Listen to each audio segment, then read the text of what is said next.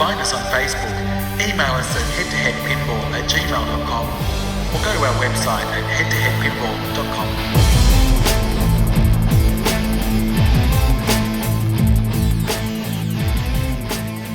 head2headpinball.com. Welcome everybody to the Head2Head Pinball podcast. This is episode 40, the big 40, and my name's Martin, and with me each week it's Ryan C. And we've got another special guest. This guy was an Aussie raised in the south of Australia. He headed to the US filled with dreams of working in pinball. He ended up working for Williams, and it was the most successful Aussie pinball export ever. That's Cameron Silver. We couldn't get him on the show. So we've got the shut up, mate. We've got the next best thing. An Aussie who worked with Kevin Kulik and John Popaduke. Finally, his bad luck is over, and he's creating animations for Spooky. Ladies and gentlemen, the Aussie with the least Aussie name ever, David Van Es. How you going, Dave? Hey, you actually got my last name right. Most people don't. So I'm going to take that as a win, and I say that's the end of the interview, and I'm good to go. Thanks very much for coming on. We'll speak to you soon. Bye. Cheers. How do people stuff up Van Es? It's usually Veins. Is there a Veins here? Okay. So it's the story of my life. My wife, she loves my last name. I was like, hey, it was rough, but you just go with it. Yes, I'm Veins. Is that how you say it? That's fine. You just move on. Yes. So, Dave, you were an Aussie once upon a time. Still am an Aussie, my friend. Okay. Yeah, you can hear it. I have an Australian passport. Okay, and you grew up in South Australia, the city of churches? Just outside of Adelaide? Very much so, up in the Adelaide Hills. So tell us a bit about your journey into pinball. So you used to route machines back in the day, is that right? Yeah, I think I've told the story before, but I lived up in the country. Most people, in Australia know that you usually have to travel pretty far just to get anywhere, especially even in the country. So I grew up on a country farm, and go to McDonald's. That was usually a once-a-year treat, and that would be a 45-minute trip to the McDonald's. Who always had the best playgrounds, that you could literally kill yourself on. They don't have them anymore. Every kid's birthday party was the same. It was a McDonald's birthday party where you got to go into the freezer room, and then everyone used to take a picture on the slide. Were you part of that generation, or is that the absolutely. There was one playground they used to have that used to be a big red round thing, and you just sit in it and it would just spin. Oh man, I used to love that thing. And but throw up your cheeseburger. I would hate to think how many kids have lost fingers or. This is before everyone started suing each other. Mm-hmm. So, a lot of the times I grew up on the farm, but I never liked working on the farm. So I would basically disappear to the local video shop once a week. And I don't know if they did it in the US, but in Australia, I'm sure you guys had this on the East Coast, but you'd go to the video store and they would have pick 5 movies for $10. Yeah, 100%. And it was one daily and 5 weeklies or something. So you get one of the latest movies, and the rest you just choose random ones. Oh, absolutely. So I would basically any excuse to go to the video store, load up with enough films I possibly can, and I'd just disappear in the house. So anything to get out of any farm work, I would just get into movies. And of course, the video store would have an arcade, usually a stand-up fighter game and a pinball machine. So that's where I really first discovered. I never had a lot of money, so I'd always just be looking at them. Pinball always looked more interesting because it was the bigger of the things that we had instead of in a regular arcade unit. I remember the first game I saw was a Terminator 2. Actually, I take that back. A Haunted House later on. But yeah, Terminator 2 took my fancy. So that's where I got really introduced to it, knowing what they were, didn't know what they did. And then my dad was a contractor, and I did work with him on the weekends and so forth. And my dad was a little bit of an entrepreneur, and he goes, "Well, do you want to do a business, David?" I'm like, "Oh, okay, that sounds good." well, what do you want to do? So I have no idea. And we're sitting at the fish and chip shop and I'm like, oh, how do you get an arcade machine? Like, how do you get that? Like, how does that work? My dad had no idea. And he goes, well, every dollar you earn, I will match whatever you want to buy. Okay, nice. We'll do that. And we had the trading post. I think you guys don't have that down there anymore, do you? Yes, no, it still exists, but I don't know whether really anybody kind of uses it anymore. You might as well just go to Gumtree. It's owned by Census, so they'll keep on pumping money into it, and lose money. It still exists. Gotcha. So like, my dad would get that once a week, and he would look for like cars to buy, like typical Ocker men stuff, and they always have an arcade section. So I'd go through it and you'll find like Pac-Man. It's like really cheap stuff, like $200, $300 little arcade units. And my dad said, well, what do you want? And I'm a big science fiction horror fan. And I was like, I want a pinball machine. All right, well, what is that? And I picked out a Stuttery Star Wars. It was $1,200. And my dad's like, well, you don't have that money. And I go, Dad, I've saved up $600. And he goes, what? So he had to match it, and we went down, we picked up this Stuttery Star Wars, got it home, and I basically went around to all the fish and chips, pizza shops, and finally found one that would take it in there. And basically that's how I got into the routing business. Went from Stuttery Star Wars to a Twilight Zone I picked up for like $1,600, wow. Tales from the Crypt. That was what year was this, roughly? Ooh. It had to be like 97, 98. Yep. Yeah. And it just grew up from then. So I would put it into game rental shops, video shops, takeaway joints and stuff like that. So. And then you became a millionaire, and that's the end of the story? Or? No, because again, I always wanted to be in some form of entertainment, giving people pleasure, right? That was the whole point. I wanted to get into arcade machines because kids will always be rushing there, right? They always want to play it. So it was always like the talk of the town. And I always liked movies and how movies were made. So I'm making such a short story so long, but that's what I... You got into making movies, right?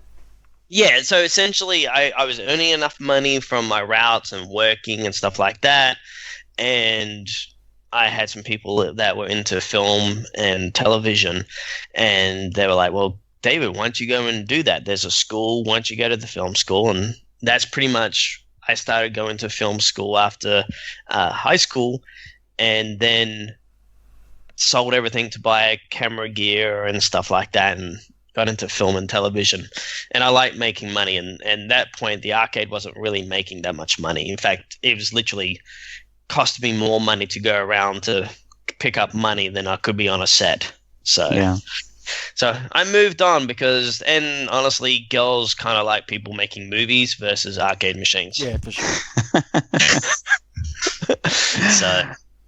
So I did that, and I went and worked for Carnival Cruise Lines as the audio visual manager for them, and that's how I ended up on the stateside. I just figured, I saw an advertisement saying, hey, you want to go and work in the Caribbean for 7 months? And I'm like, that sounds pretty darn good to me. For sure. Jumped on a boat, and that's actually where I met my wife. And was she a passenger on the boat, or was she part of the crew? She was actually part of the crew. And yeah, because I've read some stories about people that go and work on cruises, and apparently, like, you're not allowed to sleep with the people, the commoners, right? You are not meant to fraternize with the guests at all, unless you're upper management. And if you're upper management, you can interact, but you're not supposed to do anything else. But apparently, like, everyone knows all the spots that there's no cameras and stuff. I read this like really long Reddit post. It was the most interesting thing I've ever read about how, like, the drinks are like 50 cents or $1 each for a drink, so everyone just parties every single night. Dude, you have no idea. I mean, okay, so at the time I was there, it was a 7.5 month contract. There's no days off. You're pretty much working every day. But when you have time off in the evening, I mean, it was 50-cent beers, $1 spirits. And I mean, I literally would walk around with a tray of shots every night. It just was like, I don't know who you are. You're going to sit down. We're going to have a drink. And you have your own special bars, right? Like the Yes. bars that you get these special drinks are workers only, but there's like hundreds of workers, right? Yeah, they have crew bars. So you have a crew bar usually in the front of the ship and on the back of the ship. Okay. So and that's where everybody would end up. And, you would disappear one side of the boat and pop up on the other side of the boat. And it was a good time. And so they're obviously meeting your what was to be future wife then. That led you to your future country of residence. Yes. Essentially, she actually is an accountant by trade. And how she ended up working on the ship was her friends said, it would be, hey, let's go work on a cruise. That'd be fun. And she said, that'd be great too. Well, let's all sign up. And she was the only one that signed up out of like her group of 6 friends. So she was lonely and you swept in. You're like, I swept hey. So, and basically at the end of that cruise, it was basically, let's see who gets a real job first. And I honestly don't have a real degree like she does as being an accountant, and she found the job first, and that's why I ended up where I am. Okay, cool. And so how did that lead you getting into the pinball design world? We know this, and it's a fun story. Well, I mean, pinball completely fell off my radar until I had been working in the infomercial industry and got comfortable in that position and started having a decent income. And I went down that path like most people. I was like, oh, what did I have as a kid that I want to do again? And that was pinball. And got back into it, started buying a few more games and found RPG, or whatever they call it back in the day. And then RPG is rocket propelled grenade. It's RGP. And just basically found the whole community here of pinballers, and basically got back into pinball, talking to people about pinball, fixing up pinball, restoring pinball machines, and like honestly, after you restore a bunch of games, you kind of there's nothing left to do. It's like all I'm doing is making a game nice, and then people are going to bid on it. I'm not really contributing to the industry.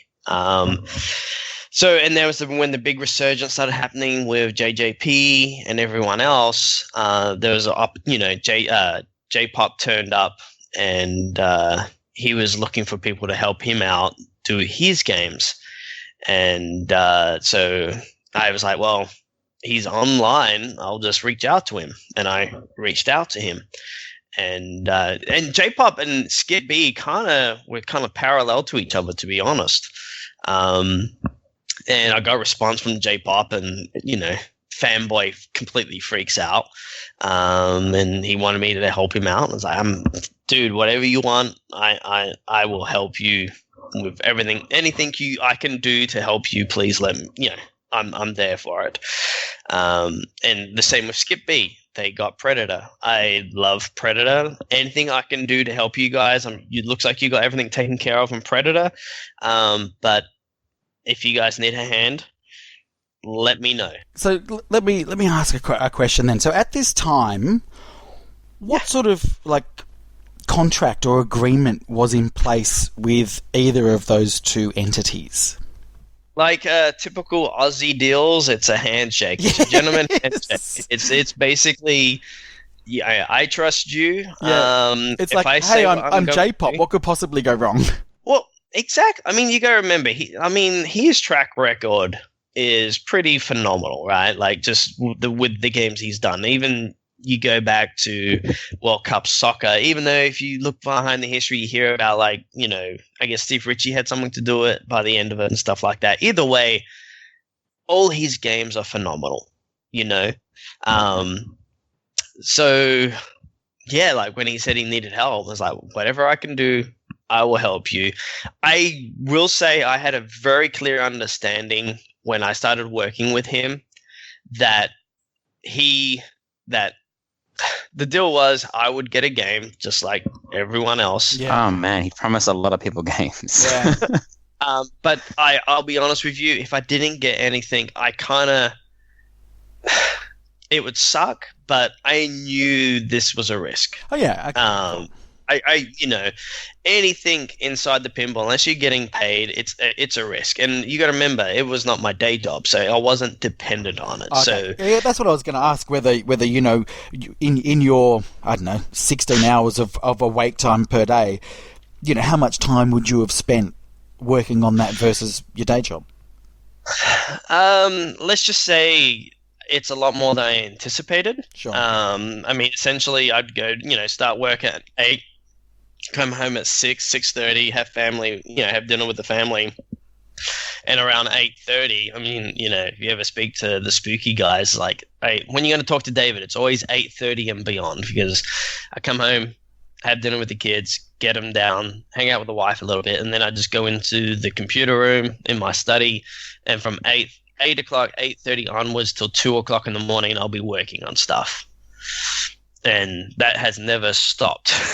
Yeah. And so over what period of time, and I guess you were working on J-Pop, the Zibware machine, as well as the Skip B machine at the same time, but, over what period of time were you working on, let's say, Magic Girl? Magic Girl. Actually, I have. I think I've got my hard drive here. I can go back. J-Pop. Someone needs to play waiting music. So, some of my earliest stuff, like I have right now, which was the Magic Mirror for that game, goes back to January 2015, and that's probably it. Like probably 2014 when I actually really first started talking to him about it. In fact, actually, let me check my emails. I can actually find out right now. Sure, and we'll link all those emails into the show notes. Wow. I'm completely off. 2011. Wow. Yeah. So there you go. So I started talking back in 2011. So was that the only game that you worked on with J-Pop? Was it Magic Girl, or did you also start working on other machines? Wasn't it? Yeah, I got Razza, Magic Girl. I never got to work on Alice in Wonderland, but I did a bunch of work for both of those games. So now that you've seen Magic Girl or seen enough of it, what is actually there, how much of your content actually made the final cut? Because everyone knows that it's quite an unfinished game. The majority of the stuff is not there. But even you look at the display that they have there, there's nothing there. It just looks like I've never had my hands on a Magic Girl, but it just looks like just a bunch of PNG sequences and still images. Are they your PNG sequences, or are they something? No. Okay. No, I like Magic Girl. There are whole sequences where I had a magic mirror and the face would appear in it and it's floating and it would disappear. I'm gonna have I don't know if I could even. I guess I could show these because technically you never paid for them, so I technically own them. Yeah, for sure. Please do. We exclusive head-to-head content. Yeah, it is. We got to play it. How long ago was that, Ryan? That was probably 3-4 months ago. 6 months ago. Yeah, maybe even longer. We did get to play it, and I think the last podcast that you were on, I believe, was when you were on Spooky. You hadn't seen any footage of it, and I think there'd just been some pictures. We did stream the machine for a couple of hours, and the animations looked alright, but what you said they're just picture sequences that kind of right? change. Yeah, So nothing was really moving. Yeah, look, the whole experience was quite underwhelming, mainly because you could see what it was meant to be versus what it was in its completed state at the time, and there was just a massive gap. All right, well, I don't know how much trouble I will get with this. I am going to share you a screen, guys, and you can tell me if you saw this in the game or not. Are you going to send it to us on? Yeah, I can see it. Yes.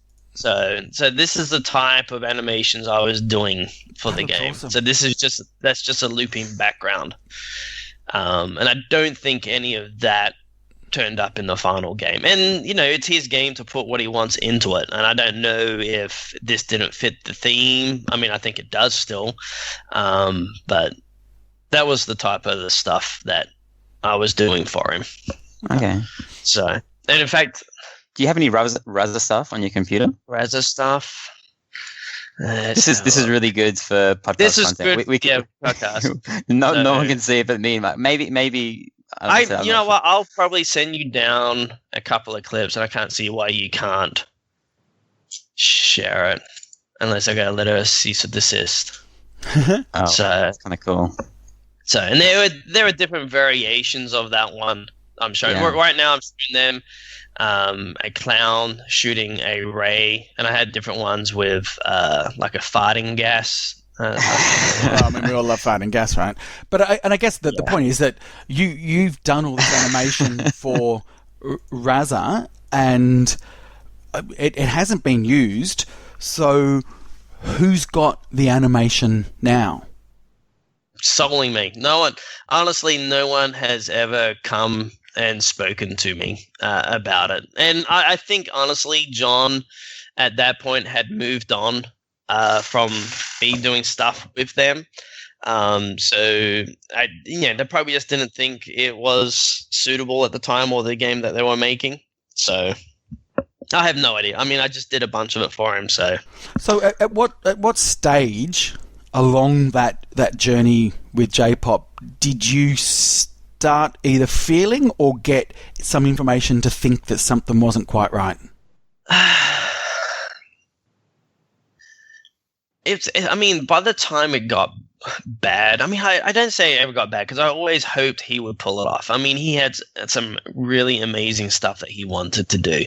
I think he just didn't know how to produce a product. I think really what it comes down to.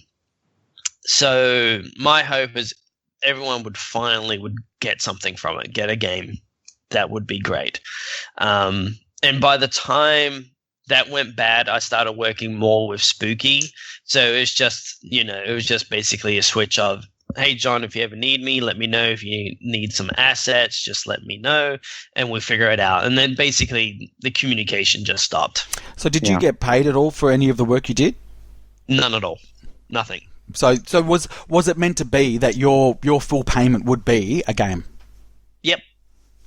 Okay. And were those games, so there's only meant to be like 16 or so games or 25, but was that meant to include all of the ones that he promised to everyone that was helping him out, or were they on top of, the limited run, or was that never mentioned? Never. Did he ever say?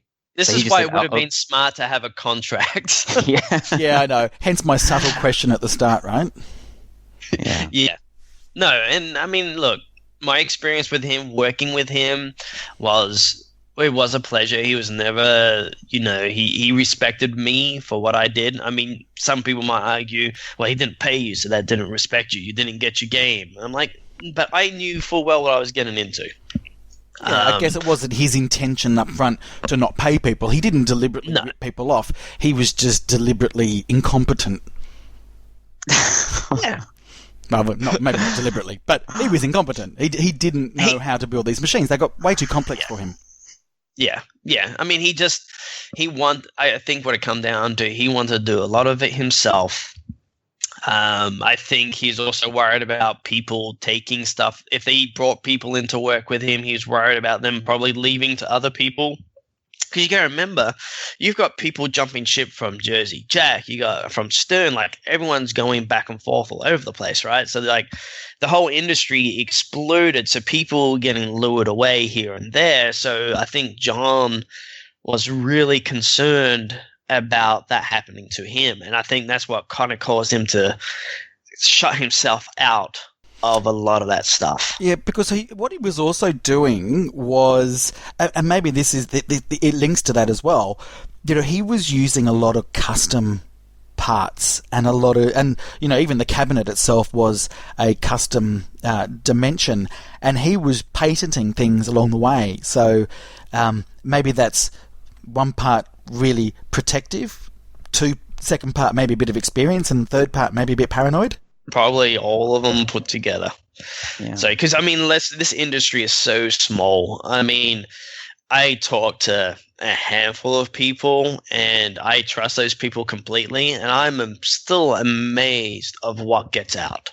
Like, I mean, you literally can't fart with someone else hearing it somewhere else. Yeah. I mean, this industry is so tiny, it's just, I was having a chat to someone in the US about it, and I said, how do all these leaks come out? Like, how can we know the next how many games from this manufacturer? And he said, well, there's only so many people in the industry, and like, say someone who makes toys, and then you go to have a meeting with them, and they leave toys from another manufacturer on the table or something, and it's just there, and then they talk, and then it's out of control after that. So and it also comes down to licensing as well. Like, they ring each other up. Yeah. Well, hypothetically, they don't technically tell, but I would not be surprised if certain licenses talk between other licenses. I mean, I think it's just nature of the beast. And when one pinball company shows interest in something, then it's like, hey, just to, give you a heads up, someone else might be interested in this, So there comes that bidding war, and that's where I can see licensing getting really, really expensive down the road with more people going for a certain title. Well, I'd heard a story that there was a licensor that was going into deals with a particular manufacturer and then tried to bid the other manufacturer. I mean, at the time there was only two major ones, so you can guess who that was, to try and get more money from them. Yeah, and that's why it sucked. And dealing in like the film and TV side of things, before the internet, right? You would make a deal for a film, and it would be all inclusive, right? Like, you'd get this film, and then the internet came around, right? And then it's like, oh, hang on, when I did that film, but it's online, I'm not getting royalties from that. So like, their agents then jumped on the board and like, well, yes, I signed a contract to be in this film, but now you're selling it online, and I need to get a cut of that. And that all filters down to if it's used in television, if it's used in a video game, if it's used online. Like, it's just agents and companies have now gone into the market of, okay, then you own that look. Like, you're an actor, you own your face, so therefore wherever it shows up, you have to clear that. Where back in the day, you did a movie, you didn't own that likeness anymore. The studio that paid you owned that. We'll get into that in more detail in a sec when we talk about kind of DMD versus LCD animations, because you've done them both. But before we get into kind of the spooky side, you also had, involvement, brief it may be, in Skit B as well. So was that going on at the same time that you were working with John on Magic Girl?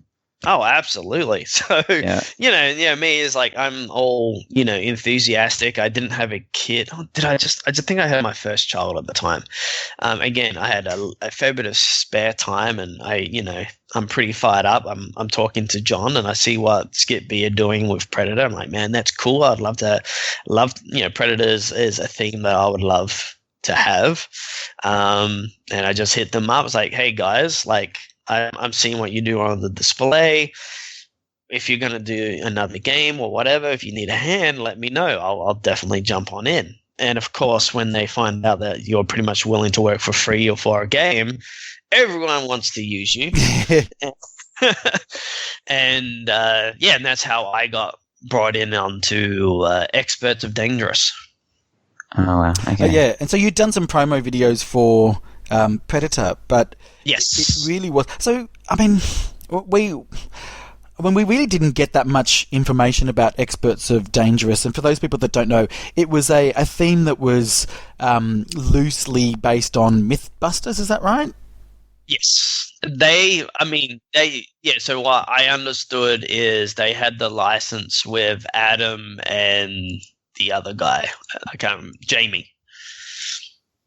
So was that like a spin-off show? Like not? No, it's by the same people. It basically, they didn't go. So what I understand, Discovery owned the title Mythbusters. It was their brand, and this show was coming to an end anyway, so they decided to go directly to Jamie and Adam directly to work on their license, because they had a very successful stage show going around. I think it stopped last year, but they had basically a stage show where they would do the tricks they did at Mythbusters, but they'd do it live on stage. Okay. Right, okay.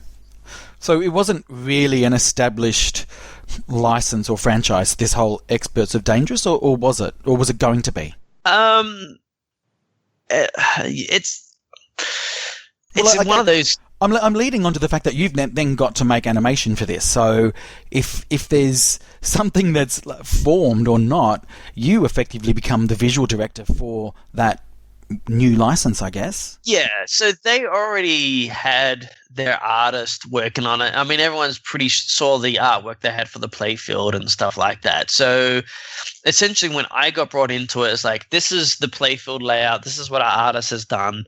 Adam and Jamie have signed off on their likeness on the playfield and so forth like that. So that's as far as that went. They already had all the preliminary software design done on that game pretty solidly. In fact, they did a whole booklet, which I actually still have, of all the switches and very much like the Bally Williams manual you used to get. I have all that, and by looking through that, I would come up with how the game is going to play on the display. But we never got much further down that path, because once Predator came to light, which we all thought they actually had, that everything went under. So, which was disappointing. There were some really cool toys on that. But at the time, you say disappointing. Was it sort of like, as you said before, you understood the risks? Were you sort of thinking, oh well, it was a risk, or were you like really gutted because it had happened? Well, this was the same time at John, so yeah. I'm kind of like, 2 for 2, here I go. The pinball industry sucks. Well, look, I put it this way. Worst case scenario, I'm going to have a great talk on the convention circuit, because I'm going to be able to show, here is the animations from Magic Girl and Raza, and here is Experts of Dangerous, and I'll start selling the software permanently design manual, So, look, it's all an experience, and honestly, I felt like this was all just me learning, because doing animations for a pinball machine is vastly different to what I do in my day job, and it's just another skill set. So basically, I'm taking my skill set, trying to apply that to telling a story in pinball. One of the things that really attracted me to pinball was essentially always the theme first. It was never about the toys, right? So the theme always drew me to the game. And that's why I always had Star Wars. I had movie licenses, because that's what I loved. So that would always attract me to the game. And then I would see the world under glass. I would see like the Terminator 2 with Arnie in the background, or you'd see the toys, right? And then that would make me want, like, okay, I know the movie story. How do I make that happen on the playfield? And as a kid, right? So you would have to hit for those toys to make those toys to do something that you remembered from the movie, which tickled that nostalgia for you, which made you want to drop another coin in, right? So it was me taking the storytelling that I learned in my craft in film and TV, is how can I bring that back to pinball? And by working with John and Skip B, instead of, at that point, every game was kind of more like just shoot the flashing shots. I really wanted to tackle more of this stuff, like what's the story behind it? And if there is no story, can we make a story behind it? Like, it's all great to hit the shot, but one thing I missed from the pinball back from the 90s was you were making that ball tell a story. You was making that ball do things like Theater of Magic. You're making that ball disappear like you're a magician. Right? And not everyone could do that. So like you would tell your friends, come and look at me play Theater of Magic. I can make the ball jump up on the box, And that was something I wanted to bring back. Like, I learned animation, I learned storytelling. I wanted to infuse that more into pinball than it was at that point. and I just got tangled how do you do that though? Was your role then more than just the animator? Were you helping to try and consult with playfield design? So John is very protective. So it was literally, he would tell me what he had. He would send me artwork from Jeremy or Matt. This is what I have. This is what I kind of want on the display. Make it do something.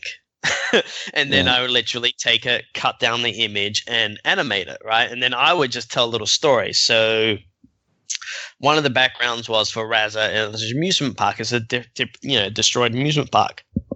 So I would just, like, there was a giant Godzilla in one of them.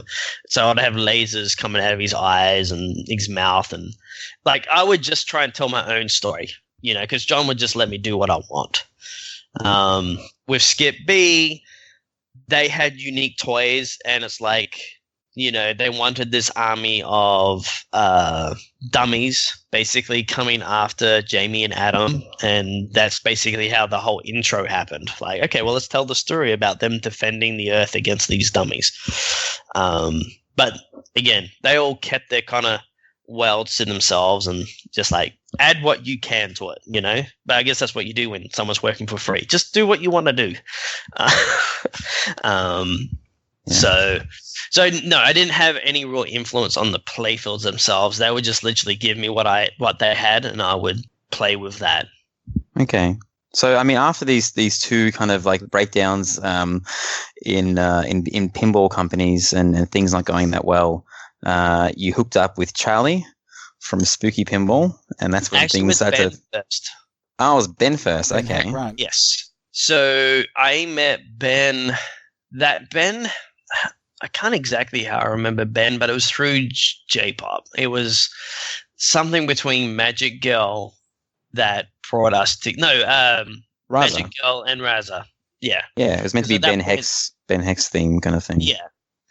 So, and he wasn't aware that I was working on it. You got to remember, John kind of kept everyone isolated. So, I didn't know Jeremy was working on it until everything blew up. Like, the first time I met Jeremy was he got on Pinside and he goes, "Hey, I've been working on Magic Girl. Like, this is him on Pinside. I'm not sure what's going on, And I quickly personal message him on Pinside. Hey, dude,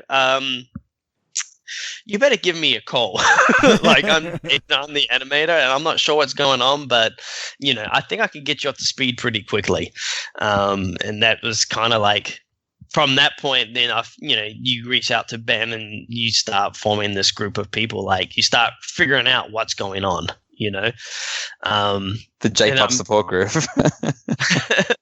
basically. And then from that, I met Ben in person at TPF, who introduced me into Chuck, saying, "Hey, your next game, because I'm not doing the dots for you, you need David." Yeah. And that's essentially how I got brought onto Rob Zombie. So Ben did the dots for America's Most Haunted, is that right? Or is that someone else? Ben did everything on America's Most Haunted. Okay. And it nearly crushed him. Yeah. So he wanted to bring in you for the dots. And is it my understanding that the Rob Zombie, is it a DMD or is it like an LCD that's emulating a DMD? It's an LCD emulating a DMD. Wow. Okay. Now, how is that? Because obviously was that your first time working with dots, so to speak? Sucked. Literally from working in HD or even standard definition. Me being naive, because everything I was doing with John and Skip B was very just do what you do. So I just did what I do. So I would make it nice HD and I would work with it and be fantastic. And then when you go work for a real company and it's like, no, this is the system we have. This is how it works. And this is how you got to comply to it. You go, okay, well, this is different. So it wasn't LCD, so why were they forcing you to emulate dots if it wasn't LCD? Is that something to do with the processor wasn't able to... The Pentax system would only drive a certain size. Okay. So basically, you are, to get the frame rate that you want, it has to be it's designed for that frame size, and that that comes down to making sure the board is cost effective and stuff like that. There's basically you figure out what you need the game to do, and then you design everything around that. Yeah. So again, what sort of freedom did you have when it came to the animation that you provided for Rob Zombie? And the subtext of this question is, what the hell with the testicle? It was just, ball is saved. I mean, it's as simple as that. It's just like. But don't the balls get chopped off when the balls get saved? Isn't that the opposite? Only one. Only one. He was cold. It was the left side of him was cold, and it didn't drop. It obviously is by far the most gruesome animation on any pinball machine ever. So congratulations on that. I only had one clip banned, so I will take pride in that. I don't think there will be another pinball machine that will take the title of most hardcore pinball machine. It really is. What's the clip that was banned? It was an insert coin animation. Right? No. Yeah, and it literally was basically pushing a coin through someone's arm, and some people said that did not look like an arm. And so, yeah. Sure. It was not the intent, but you got to remember. I honestly thought I'll do everything in HD, and then we'll just truncate it down to that size, because at that time you look at what Stern was doing. They were taking video clips and then basically shrinking them down onto the display. They didn't look that crash hot, but they were almost okay. figure out what's going on. Yeah, so I just took the same concept, right? And with the pen hex system, we'll just do it all HD. So one day, maybe in 3 years' time, if we upgrade the system, we could remaster, like at that point, because I was with Skip B, they were talking about doing like Funhouse version 2. That's when there's all those announcements for Toten version 2. So they were talking about these new versions of the older games. So because I was hearing about those conversations and people were talking to me about it, I was like, well, if I'm doing Rob Zombie, maybe in 3 years' time, I just re-render everything out in HD, and then we can upgrade Rob Zombie to HD. Yeah. But as soon as we started compressing the image down, it looked horrendous. And that's why you get this really cool coin insert animation. You compress the crap out of it, and it's just like, yeah, that does not look good. So let's leave that out.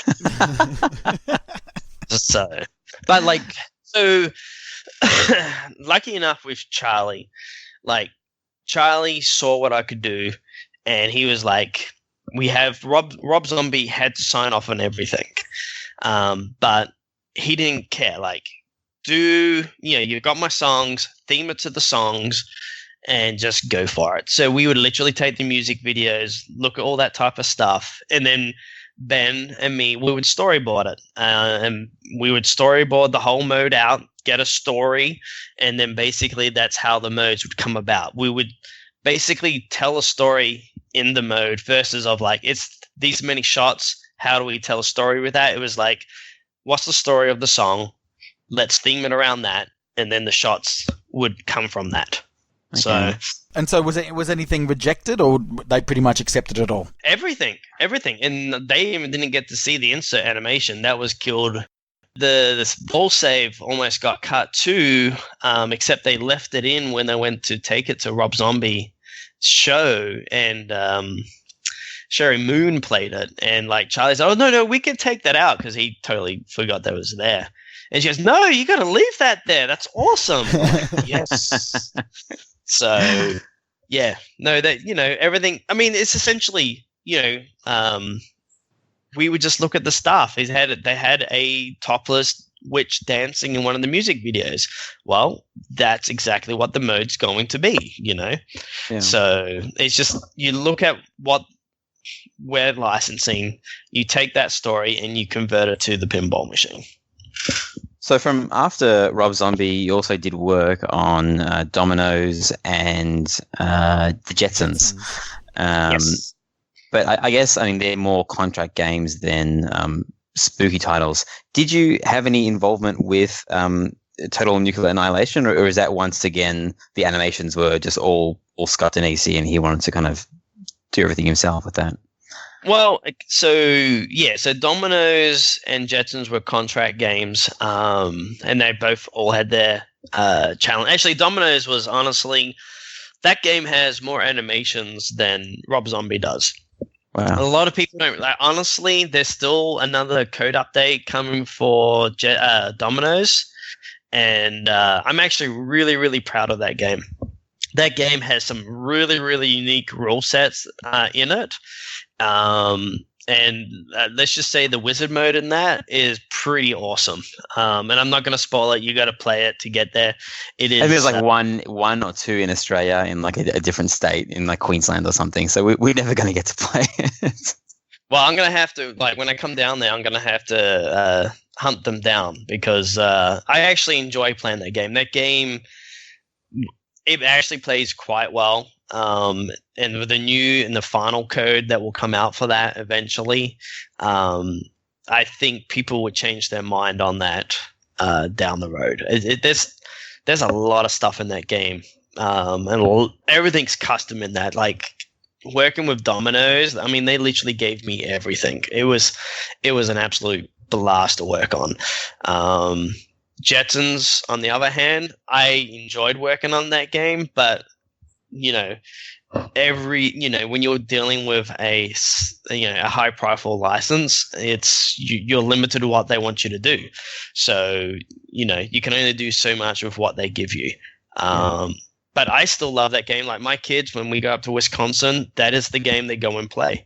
Like I'm amazed that just how the kids gravitate towards that game. And there's still going to be stuff going to be added to that game coming up soon as well.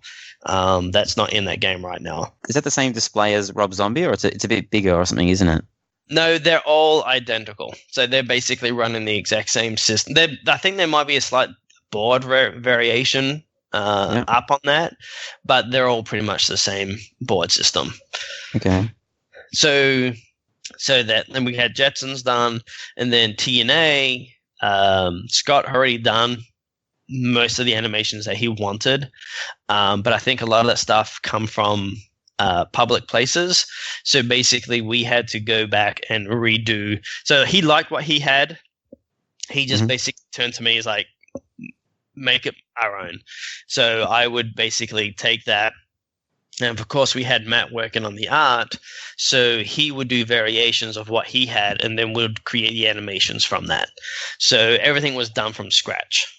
So like that lock screen, like when ball one locked, is that your styling? Because the animations that you showed me before with Magic Girl, and that kind of has that same art style. I'm not sure. What do you call that? Well, it's not like this is what's funny. From working with John, I met Jeremy. I met Jeremy, Ben, and then I went for Spooky. So I'm working along with Spooky, everything else, and then all of a sudden, this other guy comes out of the woodwork called Matt. I'm like, who the hell is Matt? And then it turns out he did nearly all the art for Raza. I'm like, oh, dude, I've been working on your animations. He's never seen a single of them. We're talking on TNA. I said, well, hey, check out these images. Like, this is the video I did of your animations, of your images. So this is Matt Andrews. People that don't know, Matt Andrews. So the ball one lock animation is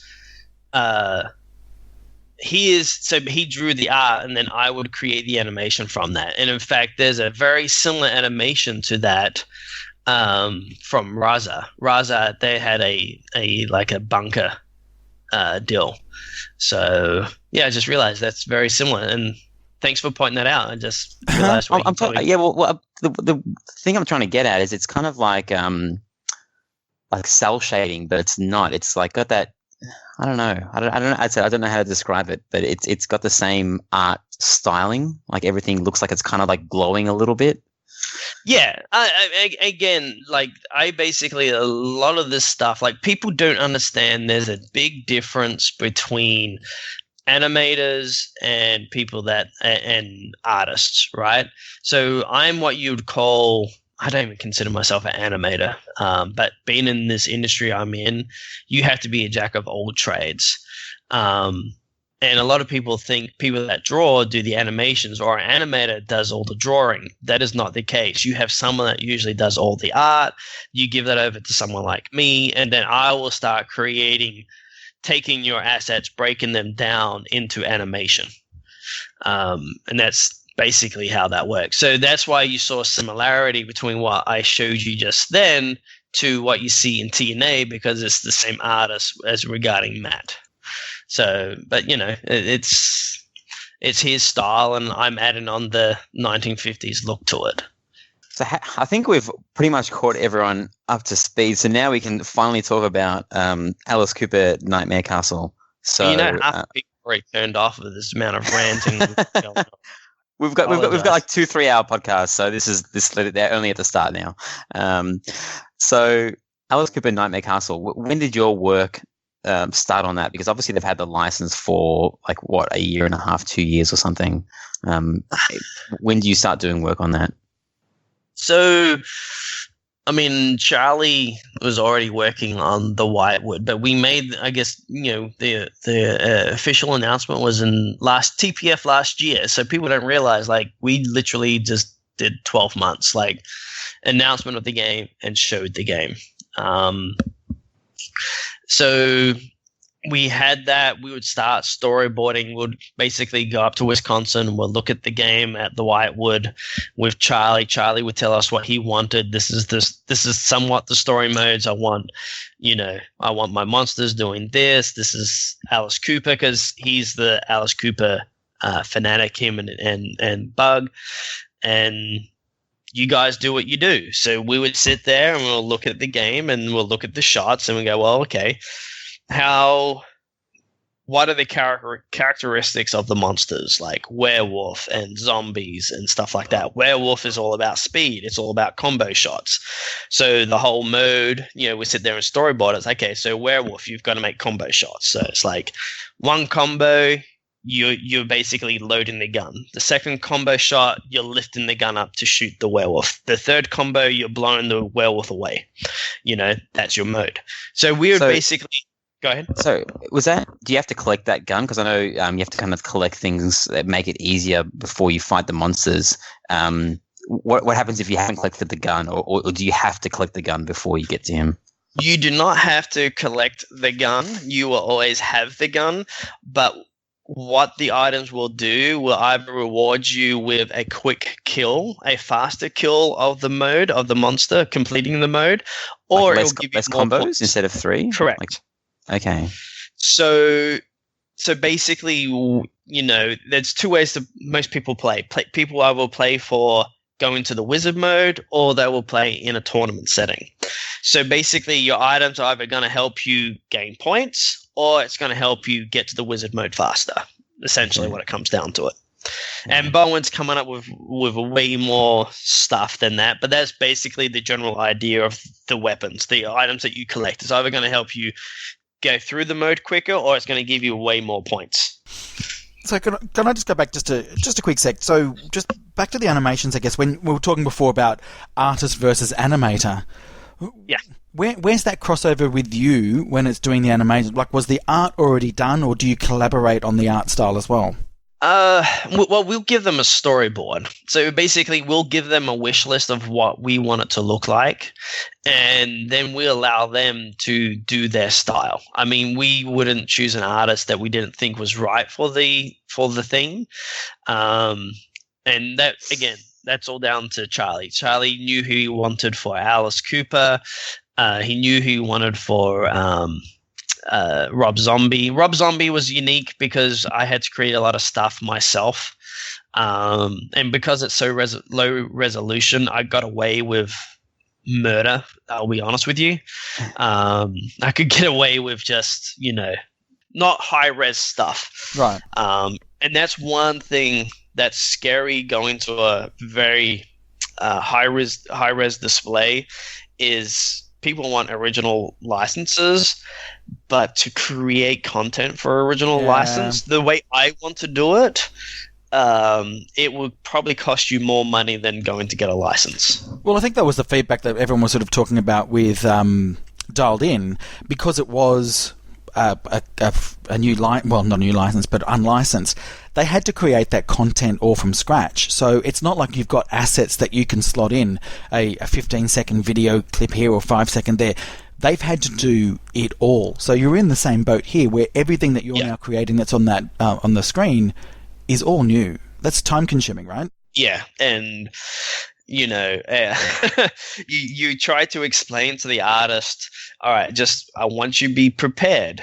Like, we're going to be asking a lot from you, and you've got to be ready for it. Normally an artist, you know, they're providing you the cabinet, the back glass, the play field, some quick little, you know, logo treatments and stuff for the display, you know, like your scoring display and stuff like that, your overlays.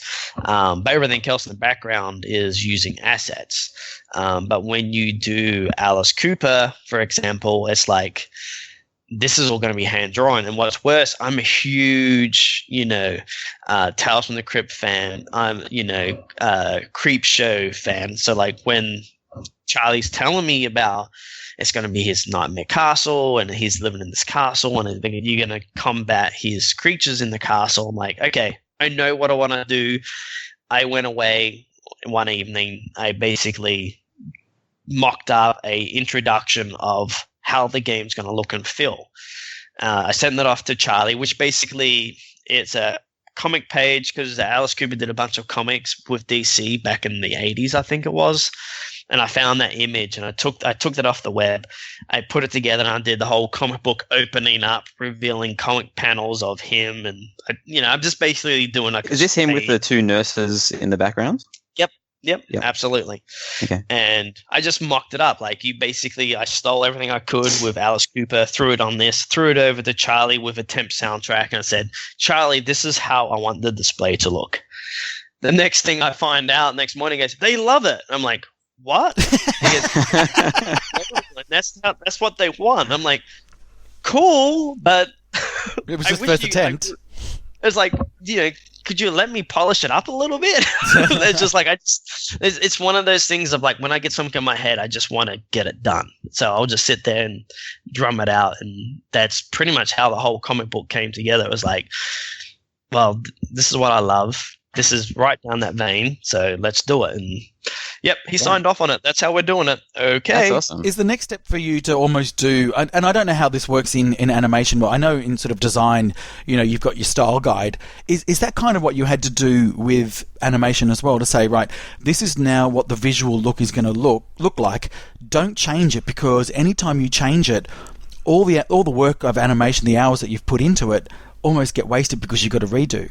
Essentially, that was another thing I was seeing a lot in the industry here, was when I'm working on film and television, everything's got to be cohesive, right? Like, you can't take people out of the story. As soon as you do a bad cut or you change the theme or the music, it takes people out of the story. And as soon as you take them out of the story, then they're looking at all the bad stuff. And one thing I had noticed in pinball is, when it comes to the display, they were throwing everything in there and the kitchen sink, and it wasn't cohesive with the art package of the cabinet or the playfield or the theme. And that was one thing I really wanted to make sure with Alice Cooper, was everything was stylized exactly the same. So if the artist's doing the cabinet, he needs to be doing the art for the display. Because if we can marry all those three elements together, it's just going to make people get into the license more, get more into the game, to have real feeling, have a real connection with that world under the glass. And that was like, everything's got to blend together on the display. The display is not that important, but when people are watching it and they can get a sense of what's happening on that playfield is on that display, they connect with it, and it makes them want to play the next ball. Yeah, it's funny because, you know, it is true. I mean, like with Magic Girl, the playfield artist and the cabinet artist and you're the animator, like, working three different people with three different art styles. And, even like Getaway as an example, the guy who's getting away has three different faces, one on the playfield, one on the back glass, and one on the D&D, and they're different shape, different color hair, etc. And not that anyone back then probably cared about it, but with the LCD and things being so crisp, the spotlight really kind of gets put on it. And we've seen Iron Maiden and people are gushing over it, but I guess if someone was to point their finger and complain about something, it's, I guess, the animations, because they've kind of taken stuff from like the mobile phone game app thing that, and it's different. They've done some custom animations that look really good, and then they've kind of copied and pasted some other animations. And I guess if anyone was to kind of look at that and be critical of it, it'd be someone like you that creates that content, I guess, that would say, that kind of could look better if it was, more like this. But I also understand they're dealing with probably a licensor that has a mandate of what it has to be. So that's what it comes down to, is there's a lot of time pressure to get stuff out. So you've got to work with that limitations. Us regarding Spooky, switching over to the P-Rock system, most of the modes were pretty much programmed in on the Pen-Hex system. But when we've made the switch, it's a completely different way of programming. So was it still going to be the same size LCD with the upgraded Pinhex system, or are you now using? Okay, so the animations are still going to be pretty much the same. You didn't swap from dots to HD display. No, so the Pen Hex system was going to be a HD system. Okay. It's just the development side of it was taking longer than we were hoping it would take, and because we wanted to be at TPF, the switch basically had to happen. Okay. So you just deal with the timeframes that you have. So in fact, what I'll probably end up doing, guys, is share you some of this. I'll share one of the storyboard ideas that we did for Alice Cooper, so you can just see the process. So I'm going to share the screen with you guys now, and then you can share it on your Facebook or whatever you want. Yeah. This is the vampire mode. So we basically would start out with a storyboard where we have panels. So we would lay out what the mode would look like, which would be the name. And then like from that frame, it would go into item modifiers. What would be the fast win? If you collected the steak, you're going to be able to kill the vampire quicker. If you get the garlic, for example, it will give you more time. It doesn't kill him, but you can do more damage, which means it gives you more time to collect more points when you kill him, right? So that's all your introduction video. Will basically show you how to kill him and what item modifiers you have picked up through the game process. Is the ball getting staged during this, like these animations, or? Yeah. So basically, when you make it through the rooms in the game itself, the ball actually gets trapped by a magnet in the back of the playfield. So that's when you'll see the comic book pages flip down. So like you're flicking through the comic to get to the chapter of the vampire section, the vampire chapter. Yeah. And that's when you'd see the vampire. It will have a quick little quote on how to kill him, something cheesy like, you got to stake him in the heart. Then it'll show you your modifiers if you collected a steak or if you collected garlic. Yeah. And then the ball would be released, and then you would see the coffin. So basically you'll see the coffin, and there will be text on the display that will basically say shoot to the upper playfield. Mm-hmm. Once you make that shot, the top of the coffin will blow off. It comes off, and the vampire will rise up, and now he is facing you. While you're he looks very happy. This is all Ben Heck. He drew all this. So basically, this is him standing up, and that's when we would show target one stakes him in the heart. And we'll have the animations, and this is what we want it to look like. And this is the storyboard that we would give the artist. So once you make the shot to the stake, you will see the stake get driven into his heart. He will fall backwards, right? So once he falls down, he's on the ground with a stake in his chest. Most likely you're off the upper playfield, so you got to get back up there again. If you hit target 1 again, you cut his head off. Because like all vampires, like when you stake a vampire, they're not necessarily dead. You got to cut their head off. Sure. Yeah. So once you do that, so additional points. So you cut his head off, he is dead. You've actually won the mode now. So once you've cut his head off, you've won the mode. Then you go into the victory laps, which essentially our original idea was you're burying him back into the ground. But it just wasn't feeling right. So what we basically did was like, well, the other thing you do to vampires is you burn the bodies. So instead of burying them in the ground again, essentially you throw basically a torch onto the body and you burn it, and that becomes your victory mode, and you're basically burning the vampire.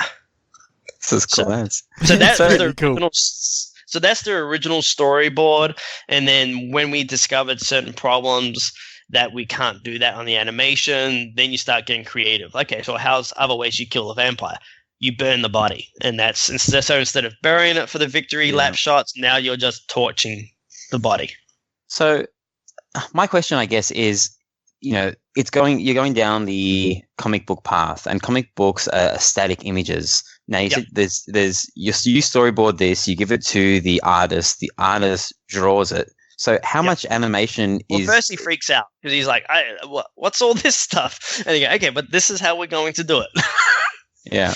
So he draws it. So how do you animate it, or are you just flipping the comic book from one? Like, what is your job in this? Are you flipping the pages, or are you making like the pictures move? No. So I will basically then cut out all. So he'll give me one solid image. And there'll be different layers to that image, but I usually have to break them out even more, and then I will create the animations from that. So he'll give me one solid character, and then I will create the animation with the arm and the eyes and the mouth moving. Okay. So I will basically, and in fact, this is so gonna suck for everyone else that I'm doing this. So what I am showing you right now is the mystery award for Alice Cooper. Yeah. Okay. So basically, behind the background we have a crypt, a graveyard with a crypt, and that all the art is actually taken from the blade art in the game. Yeah. So basically, I went in, cut out the backgrounds, added in the moon animation, added in the bat animations in the background, and then basically create the animation over the top of that. I've got insect mode. One of the insects modes is you basically kill insects. And is that like a mini mode, like not a monster battle? That's like a side mission. It is. Insects is actually the insect creature mode, but to get to the insect, you got to kill all his like little babies. So essentially, you have insects running across the display, and then as they run across the display, you'll hit a shot, and it will squash one of them. Okay. So basically, you're squashing the insects, and then you find the insect and you kill him. So it reminds me of that mode from that bit from Men in Black, where you kill those insects to get the guy really angry at the end. Pretty much. I actually didn't think about that, but you pretty much nailed it. So, and then these animations actually take a long time. Like you're just seeing like the first 15 frames, but they will just literally walk across the screen and stuff like that. Okay. And I've got different types of insects and stuff like that. I've got a spider. He moves and he shakes his back, and it's got like the Alice Cooper skull on the back of him. And I literally will go through and break down each part of the cockroach. So he will give me one piece of the cockroach, and then I will use a real piece of animation of a cockroach moving. Like I will look at their body parts. Oh, it's disgusting. And then I will literally then go back to the actual creature and animate him to look the same. If everyone's wondering, Dave has a split screen of basically a real cockroach and then the animated one, and he's kind of playing them side by side. We really should have recorded this, Marty. We didn't know that was going to be our first YouTube podcast. I apologize, but I kind of like to show, I do everything on the fly. Yeah, you can take our word for it. It looks very cool, guys. Yeah, so, it's honestly, it's probably a little bit overkill for the game, but when I get on a path of how I want to do things, that's where I want to go with it, So how much longer do you think you have to work on Alice Cooper before you're done with it? Obviously, the code is still in its infancy, but do you think, by the end of the year or a couple of months? So regarding animations, so each monster, and again, Bowen is now leading all the code on this on game rules. He's kind of the dungeon master for Spooky now. Yeah. We have each monster has a base mode. So basically how you defeat the mode. Okay. After that, there's a second mode, which is kind of a victory lap mode on top of that. So all the base modes I already have. I've only got 3 more of those modes to do, as in base modes. Okay. I already have Frankenstein done, Cold Ethel, Crypt Multi-Ball, Vampire, Alice Cooper, Werewolf. I'm working on Insects now, and then it's Igor, and then it is Tentacle Creature. So, I mean, animation-wise, I'm probably over 50% done. Okay. Yeah, so I'm working, but that doesn't include fixes. So a lot of this stuff is, I wouldn't say it's rough, but it's the basic stuff. There will be things that no one would probably even care about that I will go back and fix. Like the animation of the insect that I have. There's something I don't like about his leg, the way it's moving. So I will probably go back and fix that. Is it approved? Like, how often do you have to get approval for things before you? All the time. Okay. All the time. It's just like everything has to be approved through the licensor. We have much easier time. I say that now that we've got an easier time with the licensor that we've got now, but it's purely they're 100% in charge of what we're doing. Okay. And so they have to approve everything. They have to see the modes. They have to see the dots. They have to see they have to hear it. They have to hear the audio. One thing, it's kind of a little bit frustrating. So we've literally taken this game from concept to showing you guys in 12 months. And it's just, when you see people say about Alice Cooper's audio, for example, his audio track, that is actually his persona as Alice Cooper. If you watch any of his videos, his old TV shows, that is exactly how he talks. He does get more animated as he gets excited, but his character, he lives in this castle. He's an aristocrat. He lives, in this house. The monsters don't get him excited. They're just his friends. It's just like, oh, you're going to go and feed the werewolf. Like, good luck to you, And it's sort of like he's only going to get more animated when you guys are doing better, or you hurt one of his creatures. And it's frustrating because we can't, it's like we can't show everything because not everything is approved. And it's just one of those things of you just got to work with what you have, and you guys have only seen maybe 5 to 10% of what you're going to have. Wow. Yeah. And I guess it's the conundrum of kind of showing something incomplete to kind of get people hyped up, or waiting until the thing's 100% approved. But I guess you guys have to continue to develop as you start to ship machines and things like that.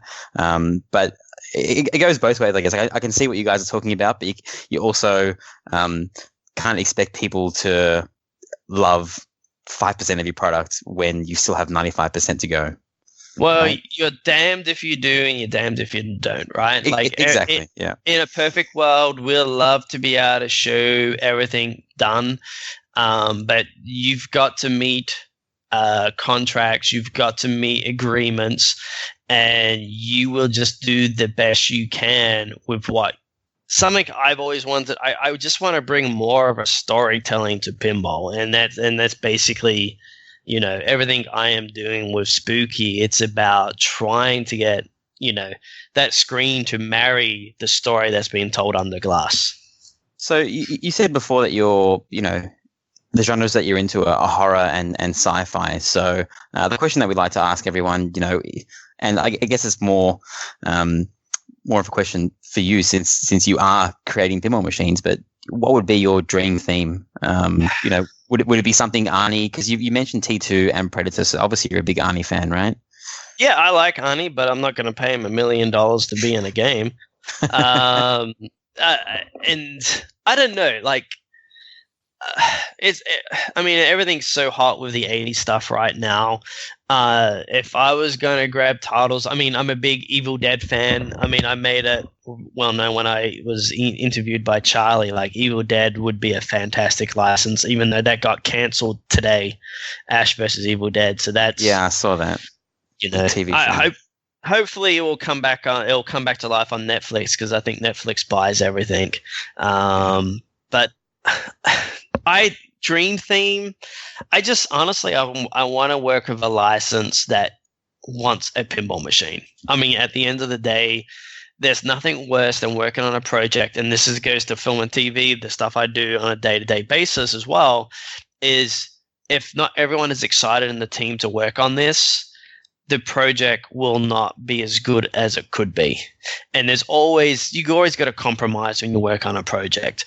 I completely get that. But if you work with a licensor or a producer that doesn't really like what you do, it is a grind. I'll go and be a Walmart greeter if that's the case, because it's just not worth it. So you've said that you love horror and you love space, so therefore you like space horror. Take the whole dream theme out. What would therefore be your favourite space horror film? And then I'll tell you mine. Event Horizon. Yes! Probably would. That's exactly what I was going to say. Event Horizon. I don't know whether it would make a great theme for a pinball machine, but it's a haunted house in space. It's so good. It's just that and Killer Clowns from Outer Space. I can look around the posters I got in my room, right? I've got Gremlins, I've got Rocketeer, I've got Frankenstein, The Frighteners from Dusk Till Dawn, Fright Night. It's just the stuff that speaks to me as a kid. That stuff when I went to watch a movie. My first film I saw in the theater, I didn't know what it was, but it was so vivid, was Clash of the Titans. Yeah. It's like, if I can make a game that makes me be in awe of how they did that. That was the worst thing about going to film school. When you learn the nuts and bolts of how a film is made, you can't watch a movie anymore and be in awe of it anymore. Right, the magic's gone. Yeah, but with pinball, it's a little bit different, because when you can make a pinball do something magical on that playfield, that's magic. And if we can theme a whole game with the display in that, that's kind of where the magic is for me now. And that's kind of why I'm leaning more towards doing that type of stuff. So then, let me ask you just one more question from me then. So, taking Spooky out of the picture, because obviously you work for them, so you're going to be a little bit biased. Talk me through some of the other manufacturers' machines that have come out in recent times, and what ones you like or impressed with.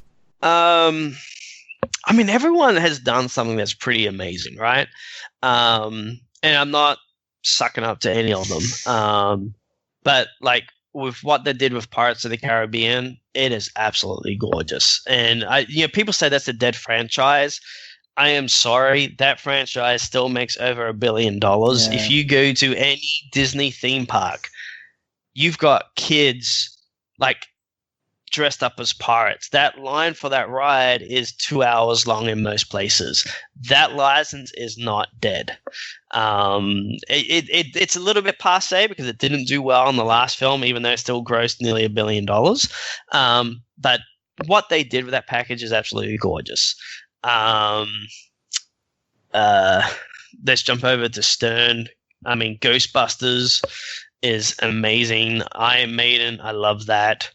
Haven't played it, but like just the complete package is absolutely gorgeous.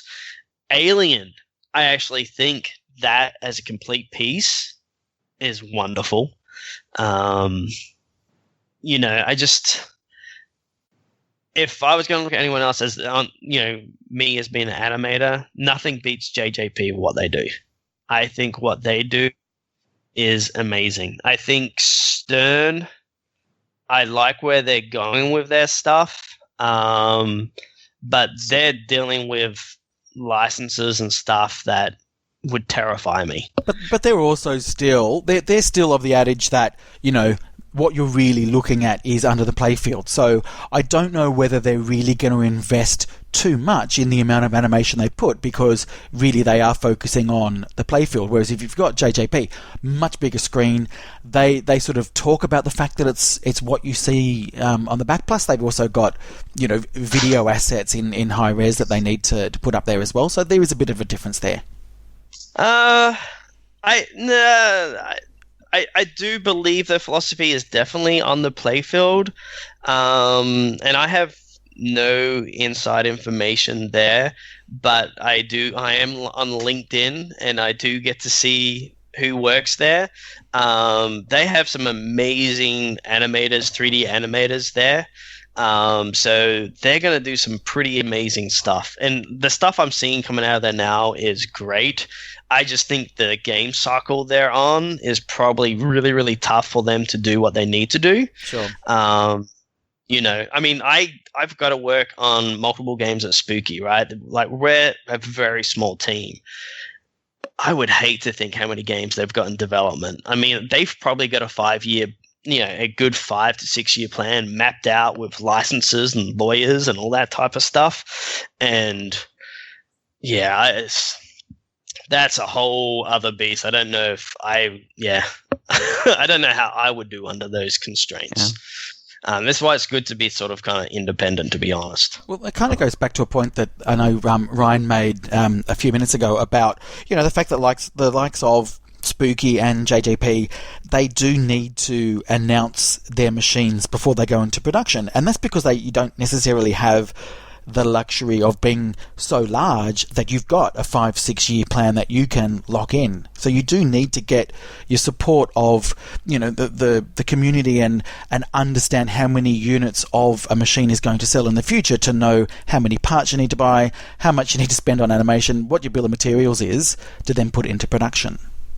Yeah, I mean, just, you know, the amount of games that Stern do, it's an amazing company. I mean, just it boggles my mind. I mean, there's a reason why they're the king of the industry, you know, and that's, you know, what Charlie says is like, we're not there to compete with them. They you know, they're their own entity. Spooky, myself, we just want to make titles that make us giggle and have fun. We want to make games that our friends want to play, that we want to play with our friends. Come and look at what we're doing. We just want to make, you know, we want to make our own stuff. That's all it comes down to. We're not looking, well, it's Charlie's company, but I just want to do cool stuff with it. That's all it comes down to. I want to contribute something from what I've learned in my industry and hopefully bring that into pinball a little bit. That's awesome. Well, okay, my last parting point to you is, you know, we've sort of talked about your journey and it's been very interesting. And you sort of talked about some of the art, like, you know, we talked about Iron Maiden as well. Mm-hmm. Something good has come out of something bad is the point I want to make. So you had, you know, a not so great experience with J-pop. You sort of, you know, brushed it off. That's fine. It's a bit of a learning. Skip B again. But as a result, you actually you sort of talked about it before. You got to start in the pinball industry, understand the craft of animating in the pinball industry, to then be able to land at Spooky, which is a really good story. And, obviously the same thing happened with Jeremy Panger. He had a bad experience with Magic Girl. Then people noticed his art, and he's now got an art gig, right? So it turned out well, I reckon. Well, I don't know. I mean, Jeremy's not Australian, Sure. but I think my attitude is it's kind of very an Australian thing, right? It's like she'll be right, mate. She'll be right. I know. Just go with it, and it's just. I tend to give more than I always promise. I'm a big believer of, under promise, over deliver. And it's just one of those things that I knew what I was getting into. I wish it didn't happen the way it did. Like, I wish I had a Magic Girl. I wish that all successfully happened. But, if it didn't, I knew what I was getting myself into. I knew if it didn't work out, worst case, hey, I've practiced some animations. I learned a little bit more about that type of industry. I can use that to go somewhere else, So you got to treat everything you do in life as a learning thing, It's just like, you just got to keep learning from it. I mean, that's one thing in the film industry is like, you're only as good as your last job, and you got to use your last job to get the next job. Yeah. So you just got to keep doing what you can do. Awesome. Cool. Well, Dave, that was a great interview. It's a great story from rags to riches. Riches, right? Okay. I just like, yeah. I'm not gonna go there. It's like you asked, why don't I move back to Australia? Like, you left America. It's like, I can't afford to move back to Australia. It's that expensive down there. Yeah. If I guess all of our US listeners don't realize how ridiculous property prices are now in major cities in Australia. It's everyone's in an extreme amount of debt. So, but we still win the most livable city every year. Melbourne, #1 every year, Yep. and Adelaide is like second or third or something. Yeah. Well, I know everyone from Sydney's moving to Adelaide, apparently. Really? Yeah. So, but the salaries kept up with the prices, or not really? Yeah. Not really. It's out of No, proportion. it's really difficult now. It's pushing everybody out. Yeah. Everyone just lives further away from the city. Correct. So, do you come back to Australia often? Are we gonna get to meet up and play some pinball? I will be down there this year. So in the next Adelaide couple, or whereabouts? Adelaide and Sydney. So Boo. All right. well, where are you guys? Like, one's up in one's in Melbourne, right? We're both in No, Melbourne. we're both in Melbourne, the greatest You're city in the world. That's a miserable place. It's always cold. Actually, I love your city, but it's always grey. Yeah, that's fine. True. Okay. Yeah, Well, if so you make make it a down valid to Melbourne, point. let us know. We'll hang out. But we thank Actually, you we- again for coming on the show. I think we're going to go down to Sovereign Hill, Sure, Ballarat. So- Ballarat. There you go. All right, we'll meet you halfway. There you go. All right, sorry for wasting so much of your time, guys, and I apologize to the pinball guys. I hope no one listens to it.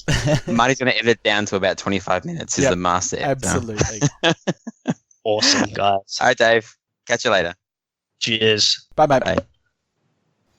All right, so that was David Van S. What did we learn from that, Ryan? He's a pretty cool guy. He is a cool guy. A cool history in pinball. I don't think anyone has worked for Mr. John Papaduke, Kevin Kulik, and lived to tell the tale, but he has. I don't think anyone's worked so much for so long and not been paid. Yes, and the funny thing was, if you listen back to his spooky interview all that time ago, I don't think we touched on it, that he ended up taking a job with Spooky, and he gets paid per machine, I think, on Rob Zombie. Sure. So I don't think he learned his lesson on the first two, but it ended up working out okay, and he's now employed by one of the bigger. Well, I mean, Spooky don't claim to be big, but at least they're shipping machines compared to They're reliable, other manufacturers. I guess we could Reliable. say. You're going to get your machine. And the other thing I forgot to ask him as well, but it was also back on that Spooky interview, was that I think the thing that sealed the deal, because he'd worked for John Popojuk and then worked for Kevin Kulik, and it was like, well, I'm now going to go and work for Spooky. I don't know, and sort of had to speak to the wife, and Spooky sent him like a care package, and that's what got it over the line with the wife.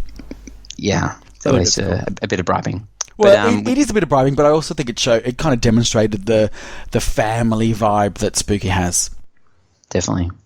And I was a bit upset after talking to him and kind of finding out that he's such a cool guy that I didn't really hang out with him at all. I had a quick chat to him at Texas Pinball Festival, but I almost wish now I can clone myself and go back and hang out with more people, because I 100% enjoyed my time there. But I don't know. He's so cool. I want to go back and hang out with him again. Well, it's 2019. Surely you're going to do Texas Pinball Festival again.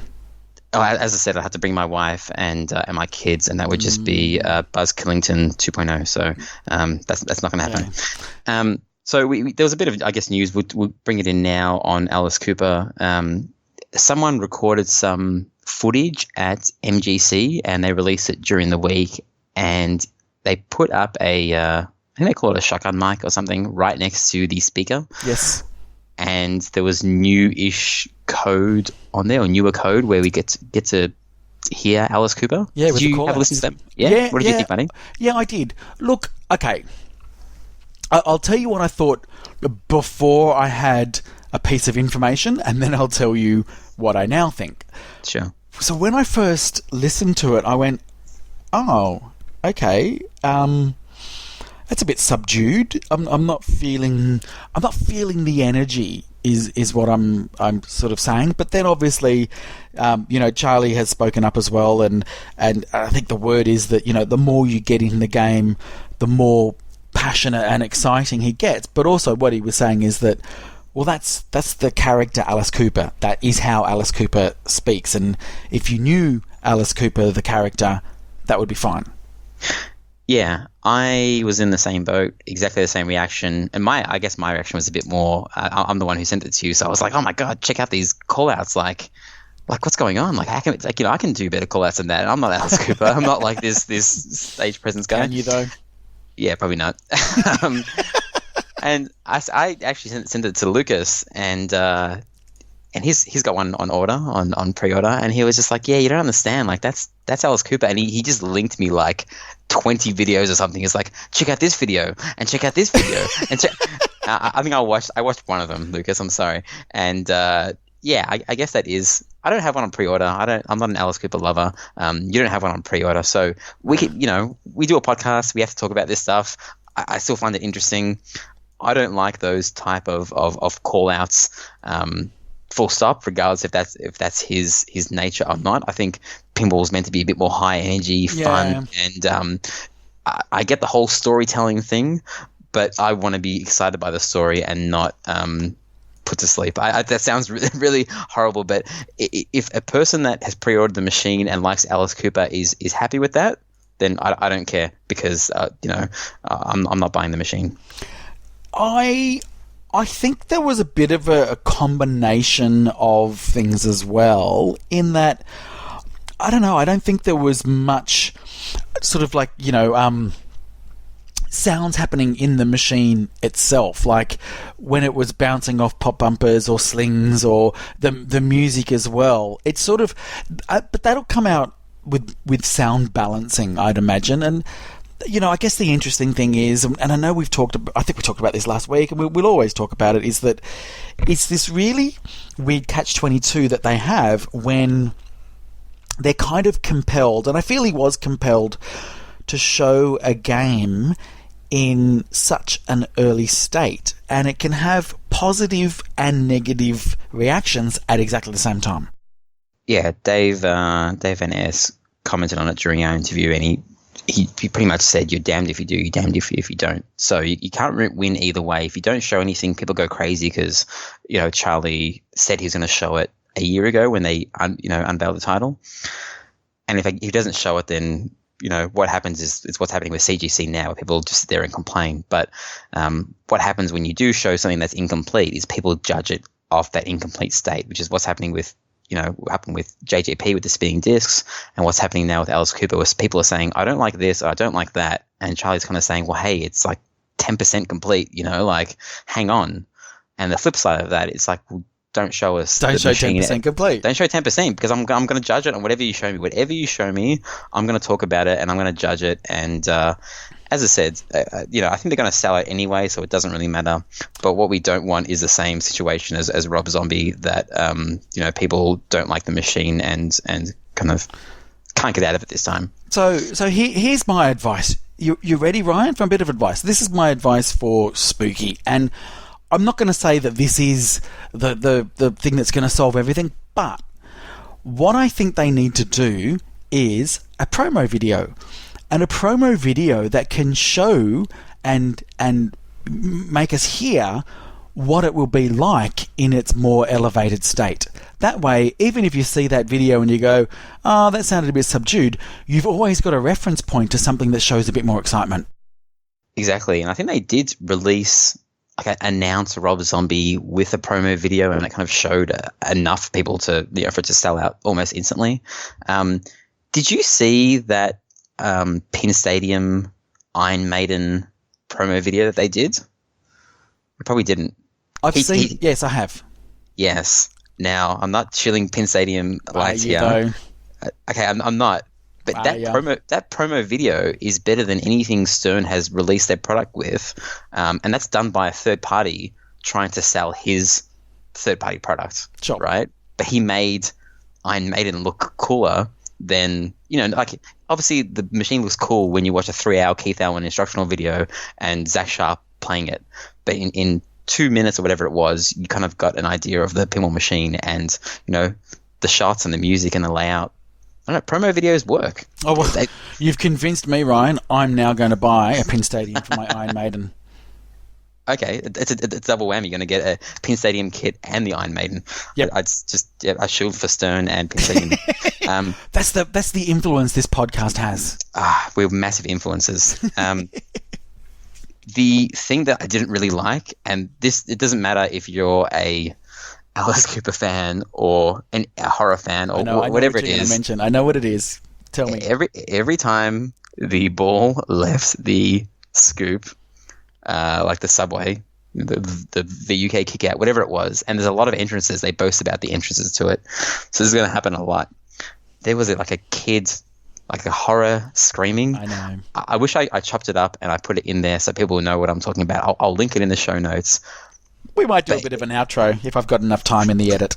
Oh yeah, just make people unsubscribe from us. It is possibly the worst. I get really weird and particular about certain things. Like yellow I do know that very well. Yeah, and I like sounds. Okay, we did a whole sound segment. Yep. This is the worst sound in pinball. Okay, it is the worst fucking sound in pinball because, and as I said, I'm not a horror fan. So if you like this sound, please email us head2headpinball@gmail.com and say, I like hearing a little girl suffering. Okay, I want to think about her getting murdered or seeing a ghost or something, because that's what I feel. Ryan. That's what I feel when I hear that sound. I think about my kids getting snatched by strangers. It's like this weird parental thing. Okay, Charlie, there's some feedback for you, mate. Wow. Okay, that escalated really quickly. It is that grating to me. Like little kids screaming, hate it. Like 0 out of 10. Yeah, I would imagine. So, it's a bit of a novelty when you've got that scream that happens on Ghostbusters. If that happened every time a ball exited a hole or that would drive me nuts, it's a bit of a different scream, but yeah, I understand. Yeah, well, hang around to the end of the show, guys. We'll see what we can do. People can't wait. They can't wait to hear it. I know. So look, the other thing, just on the Dave Van Ness interview as well, was talking about other games that they're doing as well. Did we talk about the Domino's Code update? Yeah, I think Charlie possibly mentioned that anyway when we interviewed him. But yeah, I think there's 110 Domino's owners. Yeah, so I don't know. I think the Domino's layout for me is a bit kind of okay. I think the game that's from Spooky that's actually got potential, don't shoot me for saying this, but I think the game that's actually got potential is the Jetsons. Why is that, Marty? Why is that? Because I think the layout, and I remember seeing Deadflip do the stream of the Jetsons at the same time he did Total Nuclear Annihilation, and there was just something about the layout I felt was quite satisfying. And I sort of looked at the inserts, and I kind of imagined a whole different rule set. It's really simple at the moment, but I think you could make a much better game with what's there. I mean, the inserts like totally dictated the rules, where you have to hit the shot a number of times to spell the name, and then once you spell everyone, you get into some wizard mode or multi-ball. I don't know what the rules were. I didn't really pay attention. But how do you change that in the rules? Because you've got a video screen at the back. There's so much you can do with that. Yeah, that's a contract game. They're not spending time on that. And David, I kind of said that they're under license restrictions. So there's only so much they can do. So, who knows? So there you go. You should cancel your Iron Maiden order and get a Domino's. Yeah. So speaking of Iron Maiden, super segue there, Ryan. Yes. Iron Maiden. Did you know it is currently number 1 on the Pinside Top 100? Oh my gosh, I got 15 ratings at number 1. I can't wait for people to heavily downvote it and push it back to number 10 or something. So what do you think is going to happen? Because look, we've seen other games get released and become number 1 and then slowly dip down. Yes. Where do you think this will settle? I think somewhere between 5 and 10, and hey, maybe it deserves to be higher than that. I don't know. I haven't played it, but everyone's raving about it. I really think that top 5 is a protected zone, and when people that don't like the Iron Maiden theme, and hey, there's a lot of people that hate Iron Maiden. There's threads about it on Pinsides. Oh, what do you think we should like retheme this to? Stern should just like totally get the Archer license and retheme it, because I get a headache when I listen to Iron Maiden. Cool, man. It's a cool story, bro. It's a cool story, and what those people are going to do is they're going to log into Pinsides, they're going to say, and they haven't played Iron Maiden, and this is why the top 100 is stupid, and I hate rating games and putting a number on it, because people will just artificially give it a lower number. They won't give it a 0, because that gets flagged now. They'll give it a 7. They'll give it a low enough number to look like a legit rating, and they'll downvote it because people are petty and they want it to. Judging a pinball machine on a theme, I know it sounds stupid to say it's stupid, but it is stupid, because at a deeper level, like all those older games, right, like Sea Witch and everything, what is the rules of Sea Witch got to do at all with mermaids and Sea Witch and sirens and all that kind of stuff? Nothing. It just has some sound of the waves crashing in the background and a chick on the play field, and like Stargazer has like the universe or whatever. That's not theme integration, because there's no rules associated with whatever the theme is. So pinball has come from this, like, themes only started to get really integrated, I guess, when like the Solid State, System 11s and maybe a little bit before that. So at the origins of pinball, theme means nothing. But now people are like, Iron Maiden sucks because I don't like their music, and the singer can't sing as well as Angus, or what I mean? Angus doesn't really sing, but I know what you mean. You know what I mean? Like I didn't make love to a chick in the back of a van, listening to Iron Maiden. It was Metallica, so Metallica's the best.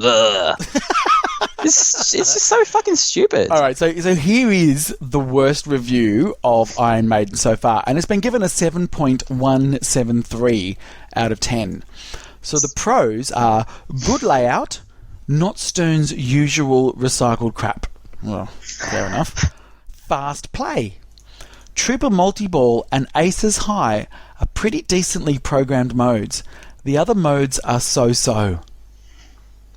The cons: bad animations. Well, other people have said that. Yeah, I get that. Fair enough. Sound isn't that great, especially for a music pin. What?